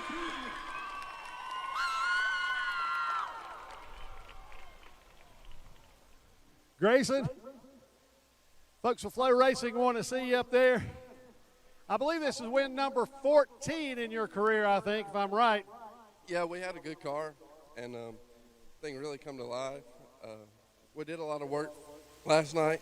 Appreciate Dad, Connor, everybody, Braxton, Zach, Trent, Big Red, Andrew, Lyle, Mason, Seth, anybody right that helps out on this car. I would love to tell you about the race, but I'm going to announce my sponsors. Magic Pools and Spas, Carter Installation, Electroforce, Izzy Babe, Davy Junk Removal, Atwood Farms, Mobile Communications, Hair by Ash, Cozarts, Osborne Tire and Auto, Eveready Mix of Concrete, Farmington Muffler, S&P, Locketta, Gunner's Diesel, Farmington Road Wrecker, Hillbit Creations, New River Welding and Rigging, McCoy Tree, Bottoms Up Tumblers, Hick Land Management, D&M Farms, Willow Pavement, Carolina Fire, Garage Doors of Triad, Lefford Electric, The Loft on Sunflower Trail, Old Classics, Unlimited Landscaping, Veteran Renovation, RFS, CNS Machine Shop, Moxville Concrete, White Grade, Slick Bank, Clemens Lawnmower, Hendricks Painting, Chilton HVAC, Blakely, I'm almost done, Kaylin Johnson, Lexi, Molly Canal, Hairback Arm, Lindsay, 101, Shores Plumbing, and Woodson Landscaping. Grayson, it's wonderful to have all those sponsors. I don't know what's more of the workout. Holding off Brad Mikulowski and the rest of the crew are reading your list of sponsors. I know it's great to have all those sponsors there. I couldn't do it with every single one of them. Thank you, guys. Grayson Keaton, race fans, picks up his 14th career win. And he mentioned every single sponsor, so they should be happy with him. By the way, got to have a shout out here to our Flow Racing crew here today. Great job, Aaron and Elgin on our cameras, and then everybody back in Charlotte and here as well. Lucas Kaler, Hope, Q, Hurricane Herrera, Strickert, Chuck, Justin, and more. Thank you so much. Obviously, a lot coming up on the NASCAR regional slate. Nashville Fairgrounds Speedway, May 3rd. I'm looking towards the NASCAR Wheel and Modified Tour. I love myself some Mighty Modifieds at Monadnock Speedway. The Mad Dog on May 3rd. Of course, the big 100-lap race here for the NASCAR Modifieds at Bowman Gray Stadium. And then my home track, the season opener for the 75th season at Riverhead Raceway on May 10th, and also Autodrome Granby as well up there in Canada on May 16th. So plenty of racing action to go. Jacqueline, we had a great time here tonight. Saw some crazy and very competitive racing at the stadium. We sure did. And man, oh man, it was not without a lot of action and a lot of drama. The race winners for tonight, though, in the first modified feature, Brandon Ward going back to back. And in the second feature, Jason Myers, that battle between him and Riley Neal. It's going to be ingrained in my brain for a very long time. The sportsman division in the first feature, we saw Zach Orr take the win, followed by Dylan Ward, who was very shocked to be able to close that win out when he originally just wanted to start and park that car. The street stock winner, Brian Sykes Jr., and the stadium stock winners tonight, Brandon Brindle, and who we just heard from, Grayson Keaton. Congratulations to all those winners on night number 2 of NASCAR racing at Bowman Gray Stadium. So, for Jacqueline Drake, I'm Bob Dillner. Man, we had a blast here at the Madhouse here tonight. So much racing. We'll see you next week on Flow Racing.